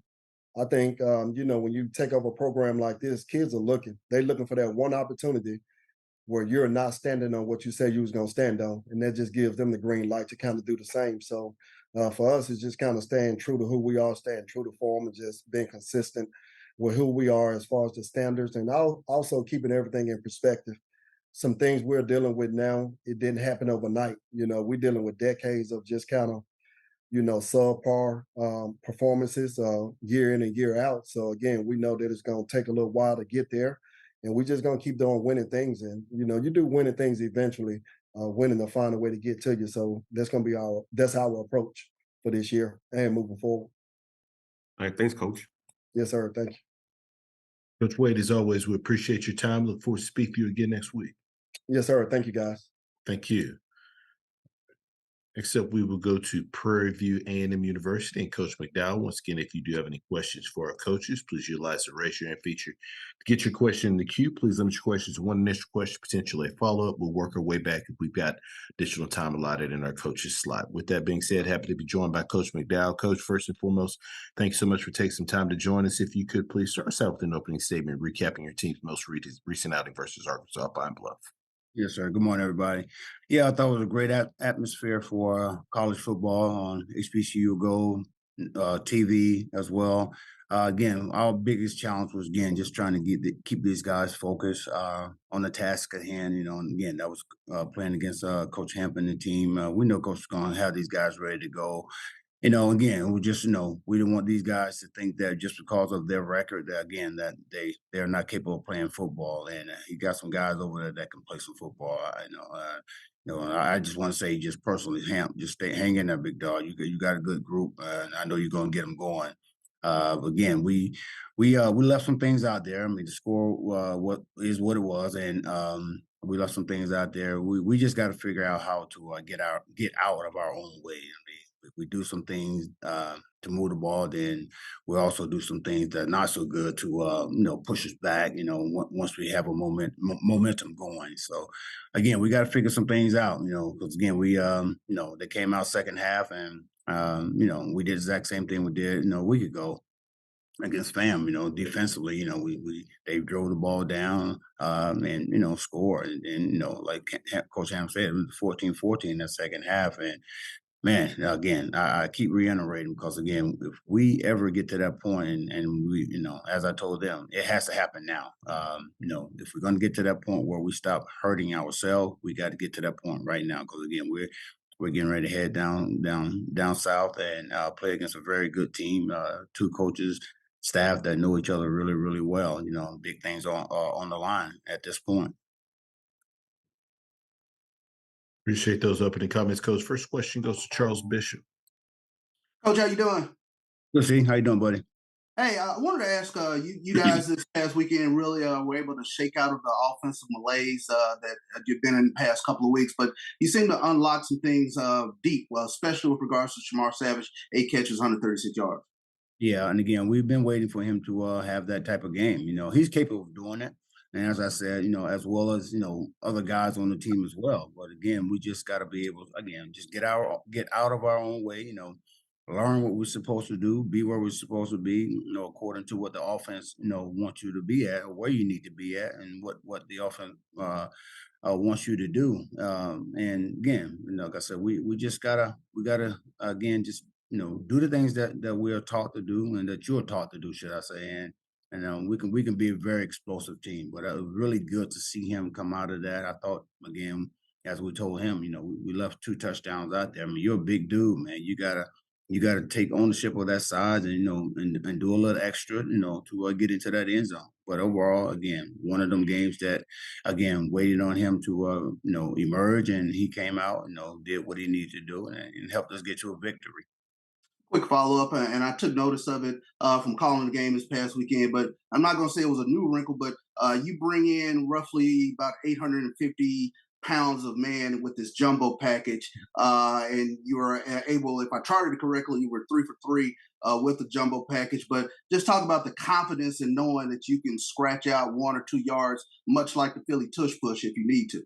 Yeah, and again, and as I've said many times over beginning of the year, that old line is, they are bread and butter. They're one of the most experienced group there. So to bring in 2 young guys that has been doing very well, also, in their jumbo package, and and to help us get the yardage that we need, be it short or be it a touchdown. So that's a good package for us, and we're going to continue to use it, as it presents itself.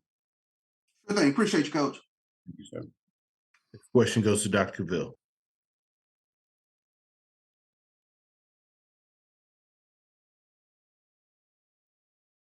Kenyatta Cavill, Dr. Cavill's inside the HBCU Sports Lab.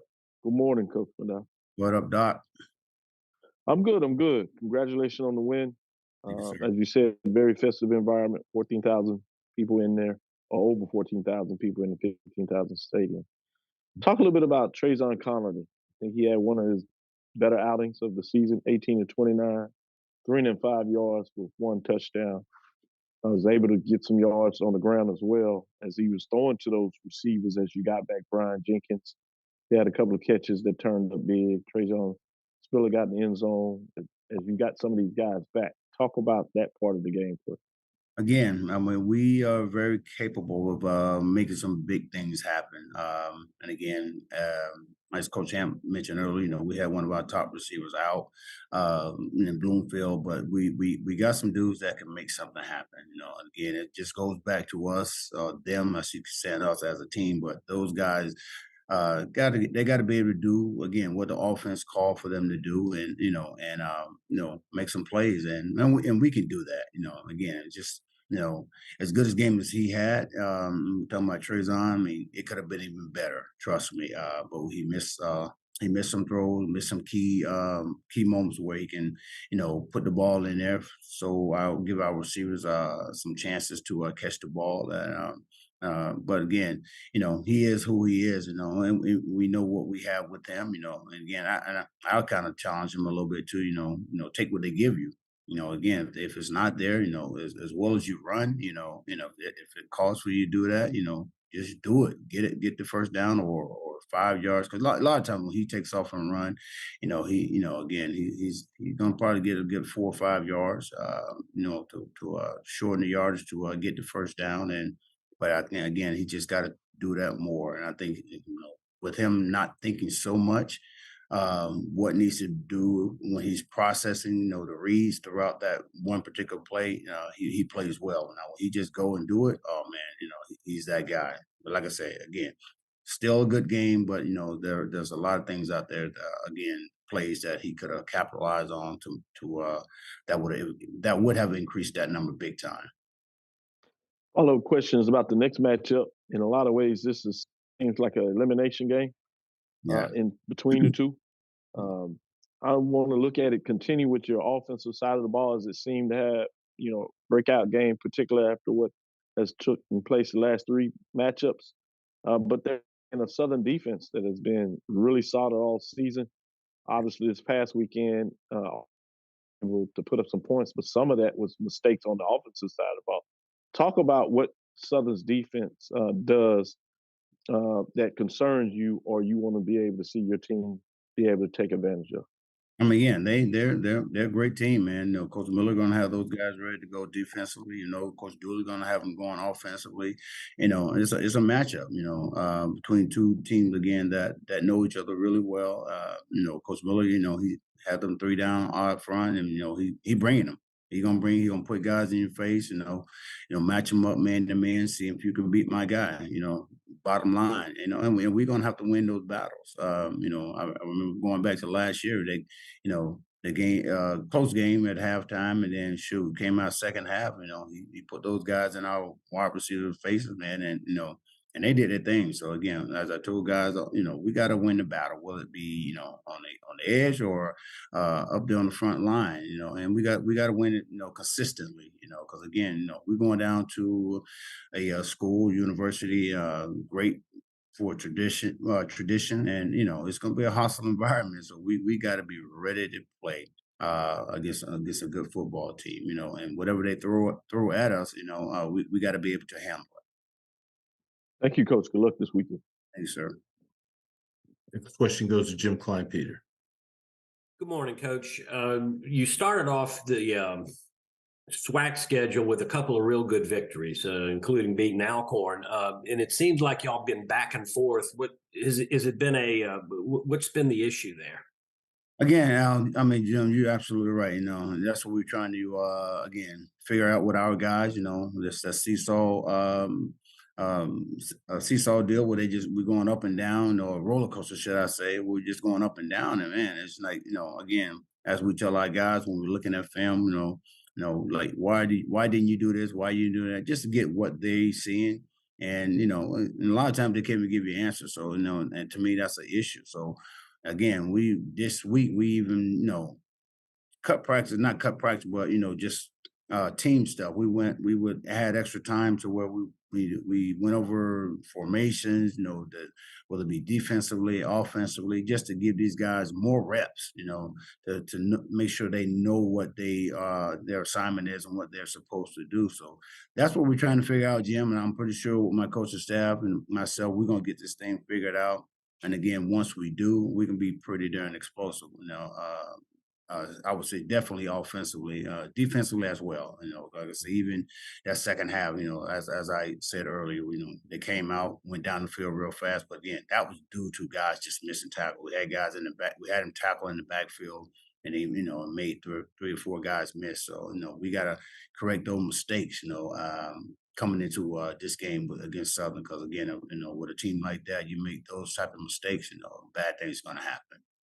But statistically, it looks like y'all are running the ball really well, but you don't have like one standout guy. Have you been satisfied with the balance in your offense? Absolutely, Jim. And again, that's, you guys know, we got a host of backs that can run the ball. We got to get guys healthy, in order to be at our best, going against this team. But yeah, that, with that O-line and the dudes we got back there, hopefully we get Caleb Johnson back this week. Of course, Connell Wisham going to be out for me with that dislocated elbow. But again, we got some backs, that have stepped up. Jamarius Brooks stepped up, did his thing this week. And that was one of the things, Jim, I talked to him about. Guys, we got some guys hurt, and some of you guys gonna have to step it up. This is the perfect opportunity and time to do that and show the coach what you have, in order to get more playing time. Thank you, Coach. Sure. Coach McDowell, we sincerely appreciate your time. Look forward to speaking to you again next week. Thank you, guys. Sure, thank you. We'll now move on to Southern University. Coach Dooley, once again, if you do have any questions for Coach, please utilize your raise your hand feature to get your question in the queue. Please limit your questions. One initial question, potentially follow-up. If we got additional time allotted, we'll work our way back to get additional questions answered. With that being said, Coach Dooley, first and foremost, thank you so much for taking some time to join us out of your schedule. If you could, please start us out with an opening statement, recapping your team's most recent outing at Alcorn State. Yeah, we had the opportunity to go down on the reservation, which was a great top 10 matchup. We knew that Coach McNair would have his team ready to play. I mean, he's been around for a while, and his team has always been well prepared. And I thought we got off to a great start. We were able to score first, and it just seemed as though right there things went downhill. Not to take any credit for them, but they made the plays when they had to. When you have that many turnovers or any turnovers against a great football team, the percentage is you're not going to have the outcome that you would like. But the thing that I'm going to always harp on, it doesn't matter what it looks like. I know my team is going to fight to the end, and that's what we got to do. That's what we in this thing, to fight to the end. I don't think anyone goes into a game handicapping themselves, saying we're not going to do this here, knowing what's on the line. And a lot of times for these coaches in this conference, nothing has to be on the line. It's just an opportunity that God has given you to go out and play. So why wouldn't you go out and put forward 100%? So unfortunately, this time right here, we came up on the short end of the deal, but that doesn't affect us. Our goal is still the same. We got to go 1-0.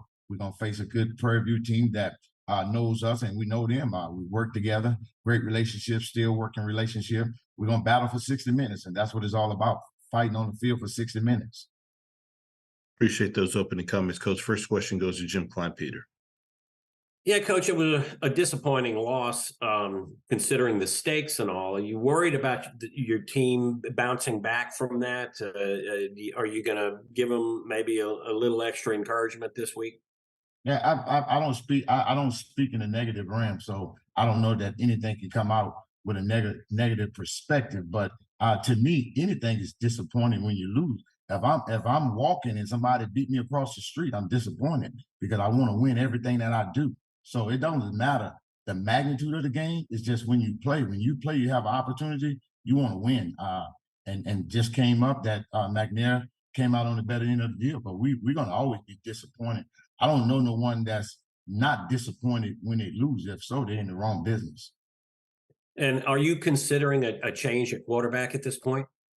Well, that would be great to say if I'm just going to say that out loud. Yeah, tell Coach McDowell, who I know also well, get prepared for this year. Whatever we're going to do is going to come from within our team. I don't expose things like that. It don't matter. It's no secret. It still comes down. One coach alluded to it earlier. It comes down to blocking and tackling. That's all it comes down to.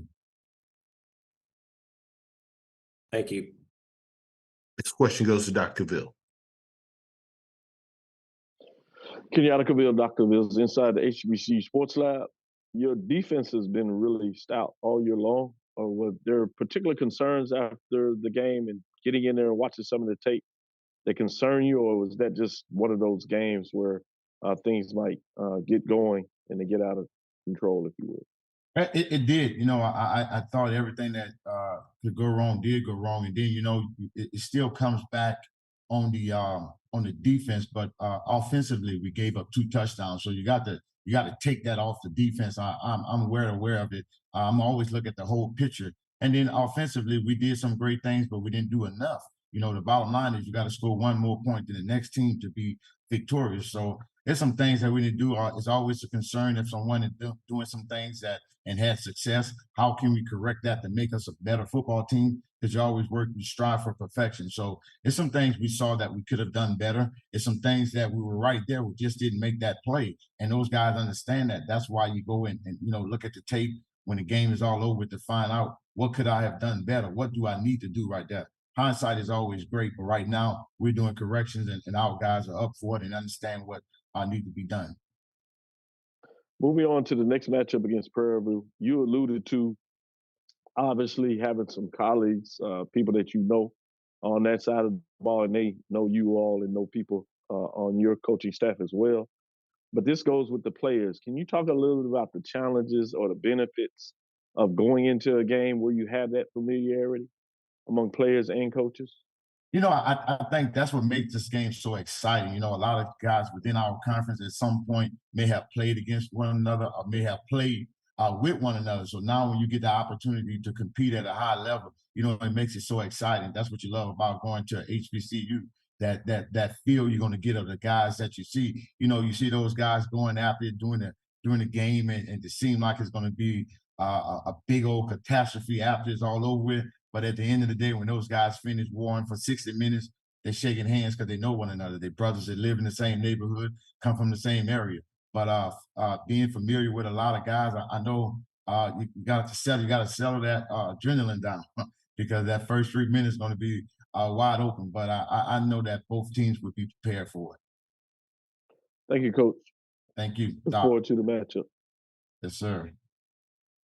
Currently taking questions for Coach Dooley with Southern University.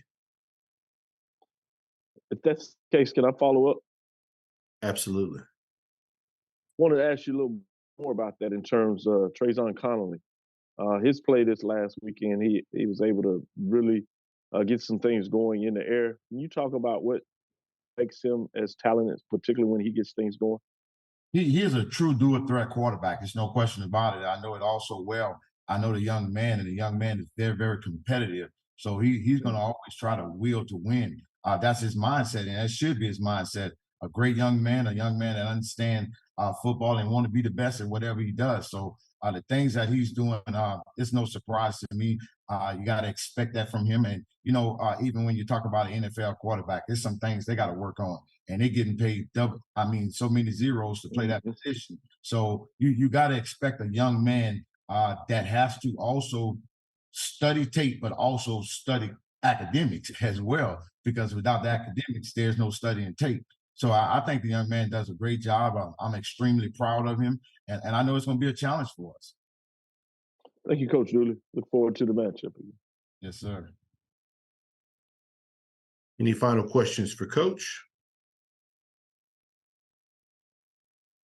Coach, as always, we appreciate your time. Look forward to speaking to you again next week. Thank you, guys. Yes, sir. Thank you. Now to Texas Southern University and Coach McKinney. Once again, if you do have any questions, please utilize the raise your hand feature to get your question in the queue.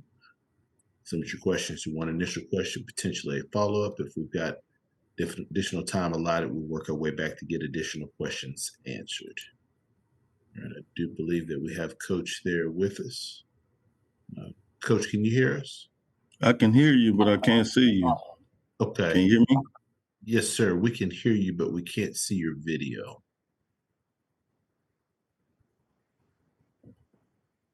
Yeah, I don't know what's going on here.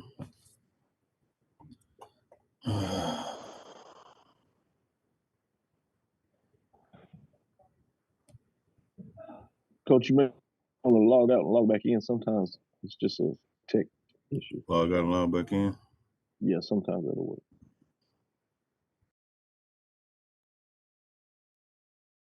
Appreciate that, Dr. Cabell. Most certainly.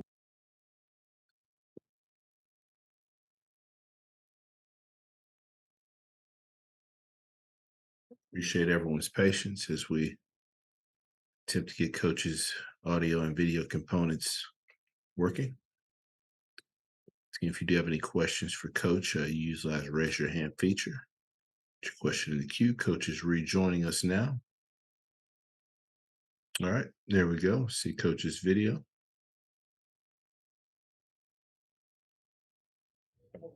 All right, we can see and we can hear you, Coach. Okay, perfect. Thanks, Doctor. Yeah, absolutely. Appreciate you working to get that corrected. So happy to be joined, excuse me, by Coach McKinney with Texas Southern. Coach, if you could, please start us out with an opening statement recapping your team's most recent outing at Jackson State.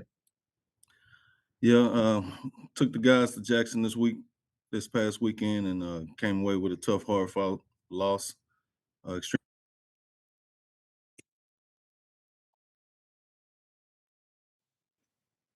Coach, I do apologize for interrupting you. Your audio just went out there.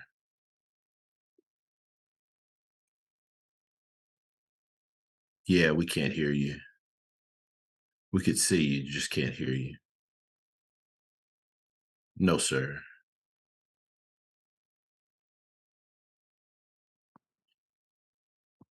No, we can't hear you.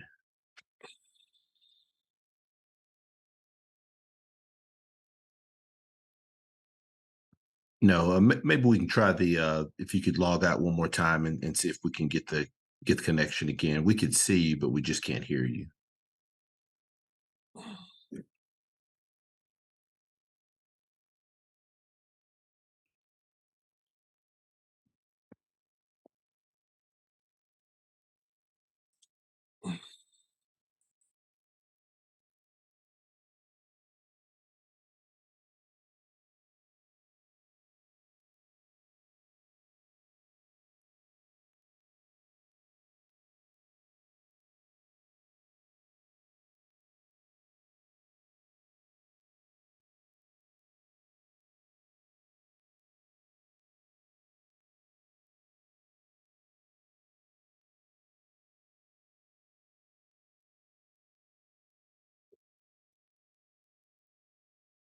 We appreciate everyone's patience as we work to get Coach connected.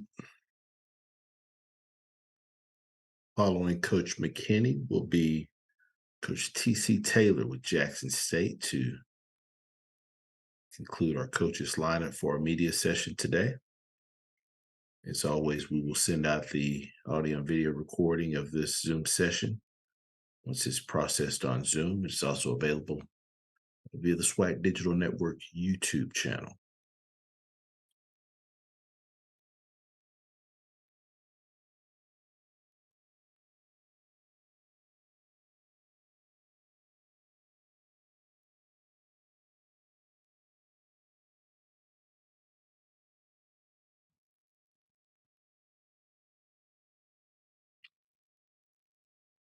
All right, Coach, can you hear us? Yeah, can you hear me? Yes, sir. We can hear you. I had to change up devices. No problem. Appreciate you. So if you could just continue with your statement about your last outing versus Jackson State. Yeah, tough loss to Jackson State this past weekend. Thought we started fast like we normally try to do, but we came away empty on our opening drive. Played well. They went up a couple scores on us right there before half. We were able to get a touchdown to cut the lead in half. Came out defensively in the second half and played great. Shut them out. Got a late touchdown at the end to try and send it to overtime with the 2-point conversion and came up short. Appreciate those opening comments, Coach. First question goes to Dr. Cavill. Kenyatta Cavill, Dr. Cavill's inside the HBCU Sports Lab. Coach, I thought we were going to be able to go to lunch. I was going to slide the check to you, but you did it yourself. So I guess we'll figure out something else. With that being said, certainly. With that being said, another tough game. You've been able to have your team in these football games. No doubt about it in terms of fighting through no matter the adversity, but can't quite get on the other side other than that game against Bethune-Cookman where you're able to hold on to the lead. Can you talk about how you continue to get your young men to play forward with the anticipations of breaking through and getting it done, although a lot of anticipation, I should say, in regards to this season not quite going your way? Yeah, well, these guys are resilient, and we erase the previous week and we get ready for the next week, and so we know we're a good team. We just have had some unfortunate situations. We haven't been able to win the close games this year like we did in the previous year. So it's just a part of the process. We're trusting the process, and we know that once we can get over that hump, start winning those close games, and sky's the limit for us. Is that just a product of athletes these days that they can just move through processes, or is that something that you have to be very intentional about them understanding the moment and then moving towards the next moment? Yeah, we're very intentional, but with this generation, it's all about what's next. And so it's kind of easy for us to help them block what happened previously out of their mind and move on to the next opponent. And so I would say it's really a generational thing. They're about what's next. I have a follow up. There's time allotted. I'll allow my colleague to get in here in regards to the next football game. Absolutely. Next question goes to Doc Holliday. How you doing, Coach McKinney? Doc Holliday, HBCU Overdrive. How you doing this morning? Good, Doc. How you doing? I'm doing good. Well, tell me about the play of Jacob Williams, your linebacker, all SWAC linebacker, and tell me what things that he has improved on from this season, from last season. Yeah, Jacob's doing a tremendous job for us this year. He's our leading tackler. He's our leader of our defense. He's a guy who we expect a lot from. And as far as the difference in him this year and last year, I mean, physically, he's gotten in the weight room and worked on his body, but he only played half the season last year. His season was cut short due to an injury. And so before he went out with his injury, he was our leading tackler as well on last year. So he's not doing anything that we didn't expect him to do. All right. Thank you, Coach. Thank you. Currently taking questions for Coach McKinney with Texas Southern. All right, we'll work our way back. Dr. Cavill, the floor is yours, sir. Thank you. I did want to follow up in regards to this next matchup. You have Alcorn coming in here. You've been able to have some success against them previously, but they seem to be playing some really good football, very balanced. We tend to see them wanting to rush the ball, but they're able to get it done in the air. So what is the challenge when you have a team that has the ability to throw or run the ball to matriculate it down the field? Yeah, well, the goal is to try and make the team one-dimensional, and they've done a really good job of being able to do both, run the ball as well as pass the ball. So, I mean, it's going to be a tall task for us, but we definitely want to focus on stopping the run and then take our chances when they decide to throw it, make them one-dimensional. One quick follow-up. Obviously, the game has been moved to Sunday because of the scheduling of the MLS playoffs with the Houston Dynamo. Is there any major challenge, way or the other, having the game pushed back? You got to play the game, Doc. It doesn't matter if it's Friday, Saturday, Sunday. You got to play the like that game. I think the schedule works out for us with the election day. NCAA stoppage of all activities on Tuesday for the election, so it kind of helps us out schedule wise. Great point. I thank you for But it sharing does the that. same thing for Alcorn as well. Right. I like that mindset. All right. Take care, Coach. Thanks. But, All right. Final questions for Coach. Coach, as always, we appreciate your time. Look forward to speaking to you again next week. Thank you. Yes, sir. Thank you. Appreciate it. All right. We now move to Jackson State. Once again, if you do have any questions, please utilize raise your hand feature to get your question in the queue. With that being said, happy to be joined by Coach Taylor with Jackson State. Coach, first and foremost, thanks so much for taking some time out of your schedule to join us. If you could, please start us out with an opening statement, recapping your team's most recent outing versus Texas Southern. Hey, how everybody doing? Good weekend, good win for the program. Football team sitting at 7-3. It was a good football game. We came out in the first half, played high energy football. Got offense was up and down the field. Defense played well. Came out in the second half, and TSU, turned it up a notch on us. Coach McKinney did a great job with their football team, getting them motivated, getting them to come in here and ready to play. It came down to the last play of the game. Tim Stewart made a great play on the football to intercept it on a 2-point conversion try. But great football game, great weekend, and good to be 7-3 right now. Get those comments, Coach. First question goes to Dr. Bill. Kenyatta Cavill, Dr. Bill's inside the HBCU Sports Lab. My first question is, we just spoke to Coach McKinney, to a ball club that's played a lot of close games. They've been on the other side of things. You've been able to play in these close games, a lot of things going on outside of your control, injuries, and key positions at that. But you've been able to punch through in a lot of ways and get some very tough, close victories. Can you talk about, is that just kind of like the football gods at times, or some things that you believe that you've been able to get done that allows you to finish in that type of way? Well, I think it goes back to the way we recruited too. We got pretty good depth here, and anytime somebody gets injured, you ask for the next guy to step up, and they got to accept their role and go out there and play at a high level, as far as knowing assignments and, being able to help this football team win. But it's something we've dealt with all season long with the injury bug, but we don't make any excuses. As far as injuries and stuff, it's always the next man up motto here. No doubt. Follow up, you have an open date before your big rivalry game. What are the plans as you move forward to close out the season? Well, we're going to start getting ready for the Soul Bowl. We started that today, came in yesterday, but we're getting ready for the Soul Bowl. It's going to be a great atmosphere. We're looking forward to it. Coach McNair, I think a lot of him, he's had a lot of success in this league. And I know he's gotten that football team playing great football right now. Those guys are really moving and playing at a high level. But we'll take this week to, like I said, lick our wounds a little bit and get some guys back on their feet and just start, preparing for Alcorn coming in here next week. Look forward to the Soul Bowl. Thank you, Coach. Thank you, Doc.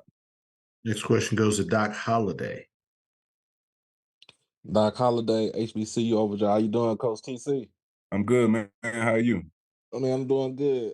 So tell me about your defensive backfield. They lead the nation FCS with 16 interceptions, where they are truly a no-fly zone.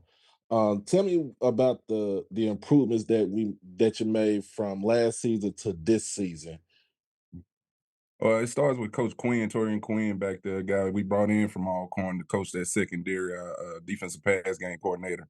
He really gets a lot out of those guys. He motivates them.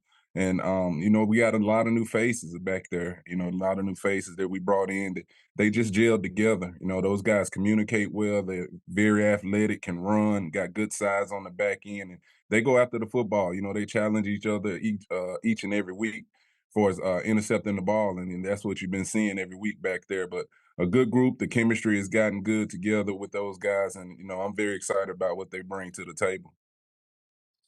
And my follow-up question, I know you talked about this on Saturday about the timeout with the 12 man on the field.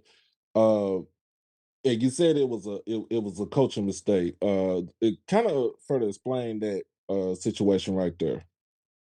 Well, the first time, we didn't have enough out there on the special teams. We had 10. And then I think Asias went down, had a cramp or something like that. So I thought we'd get it right there. We get over to the sideline, and we were still short once we broke the huddle because we didn't make the substitution far as it says. And then I think they ran 2 guys out there. That's how we ended up with too many out there. I used the timeout. So we switched up personnel again on that. And then again, just a bad play, bad coaching by myself. I should have been a little more in tune. I'm gonna take full blame for that because that could have really costed us the game. But I talked to my coaches about it. We learned from it. We got to be better from it because it was an important role in the game. To give them the ball back in that situation when we had the opportunity to put the game away. We got to be better than that as coaches. But I take full responsibility for that. I appreciate you, Coach. No problem. Next question goes to Kendrick Marshall. Yeah, Coach. You just talked about a mistake you made in the game on Saturday that kind of put your team in a bad position. This big picture about your performance this season. Being a first-year head coach, you've had a lot of success, 7 wins on the season, which is pretty rare for a first-year guy. How would you assess, your performance this year, considering everything that's happened through your season up to this point till now?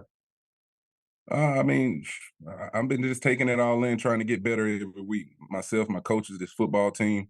This is a team and coaching staff. We're going to fight. Teams know that when they play us, and we're just going to finish the mission.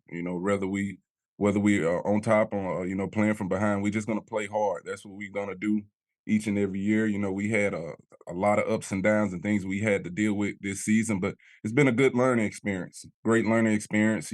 So I'm really looking forward to the future. Blessed to be at 7 wins though with everything that's went on, but I don't want to make any excuses. We've seen some good football teams, played some good football teams, some things that I know we got to be better at, and I got to get this team better at is playing, 4 full quarters of football, making the right decisions throughout football games, playing better in the third quarter. I think that's something we can do too. Also, is just being better in the third quarter in football games. So it's been a good learning curve, but I'm very pleased where we are as a football program right now. Now that you've been in the seat for almost the entire season, what have you learned? You mentioned you learned a lot of stuff. Like, what have you learned about yourself as a coach and as a leader for the program? Just managing it all, from top to bottom. You got to be on top of everything from from trainers, equipment, and everything. Just making sure these players got what they need to be successful, as well as coaches. How important the recruiting is, and getting guys motivated and playing hard and doing things the right way, which is your blueprint for your program. So those are things that I've learned, and going to continue to get better with each and every year I'm here. Thanks, Coach. No problem. Question goes to Charles Bishop. Coach, you alluded to it earlier with regards to staff additions from Alcorn. With 2 weeks to prepare for the Soul Bowl, how important will that be in terms of your preparation and schematics, things of that nature for the Soul Bowl? Well, that's a lot of good time to watch tape. We're gonna sit up and and analyze and break down their film and see the things they're doing offensively, defensively, special teams. But anytime you can get a bye week before a great football team like Alcorn, it's a plus for us. Our players and everything. We got on the field today and moved around a little bit. Shake a little bit of the soreness out from the weekend, and then we started preparing for Alcorn. So anytime you get some extra days to prepare for a football team is great. For as the classroom work, learning about their best players, how their coaches coach, and things like that. It's a plus on our end. Sure thing. And quick follow up. In terms of being a first year coach, have you had kind of a chance, especially with the bye week this week, to kind of just assess, the success you've had thus far? I know there's one more game to go, but Jackson State, notoriously tough fan base, to have a winning season in your first year, how big is that? It's huge. It's huge. The challenge was, Chuck, just to get this many players in here and to get them to come together, the chemistry right, as well as coaches, and go out here and have a competitive team.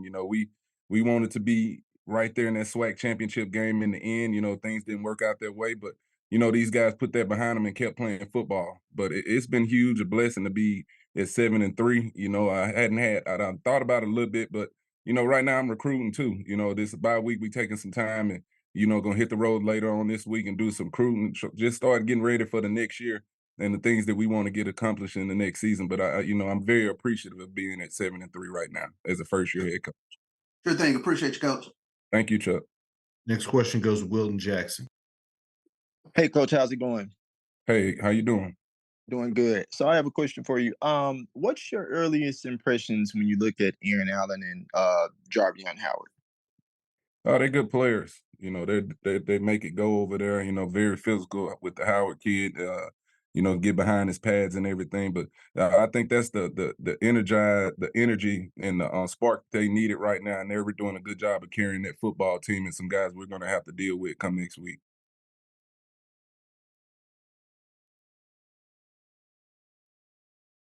Next question goes to Jay Keith.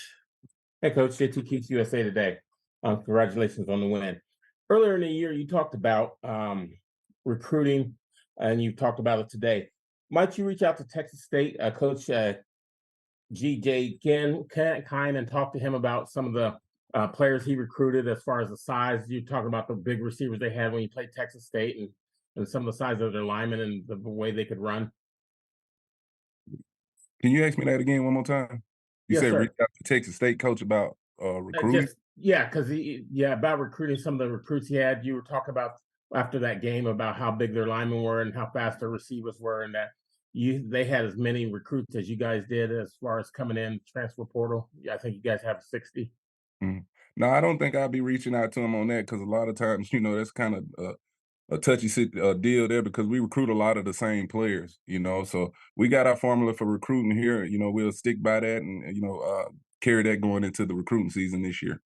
And then, Coach, follow up is: do you think that Alcorn might have the advantage since you have their defensive coordinator and defensive back from where they used to coach at last year? You said that they have the advantage? Yeah, because they used to coach there. No, I mean, we'll just line it up next week. We'll prepare for it like, the Soul Bowl. We know what that game is all about, and we'll be ready to go. And is Herb Mulligan done for the season? Still no word yet. Like I said, with that ankle sprain, it's just day to day with him. Okay, thanks, Coach. Yep.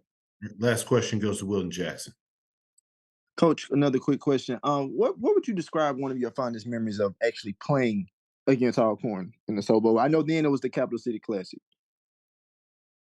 I think it was my junior year. It was like a huge ice storm that year, real cold. I had ended up catching the touchdown that game, a great football game though. But I think that was my fondest memory. Was that game, playing in those kind of conditions, and the crowd still was out in full effect. But I think that was the best memory I can have of playing against Alcorn. Have you shared that with any of your players? Or like No, shared not the yet. We'll get going on those kind of the memory stuff this weekend. Like I said, we just getting prepared for them, getting the looks, defensively, offensively, special teams, and just trying to get these dudes to practice hard these next couple of days. Thanks, Coach. No problem. Coach Taylor, as always, we appreciate your time. Look forward to speaking to you again next week. Okay. Appreciate you guys. Thank y'all. Thank you. Thank you for all of our media participants on our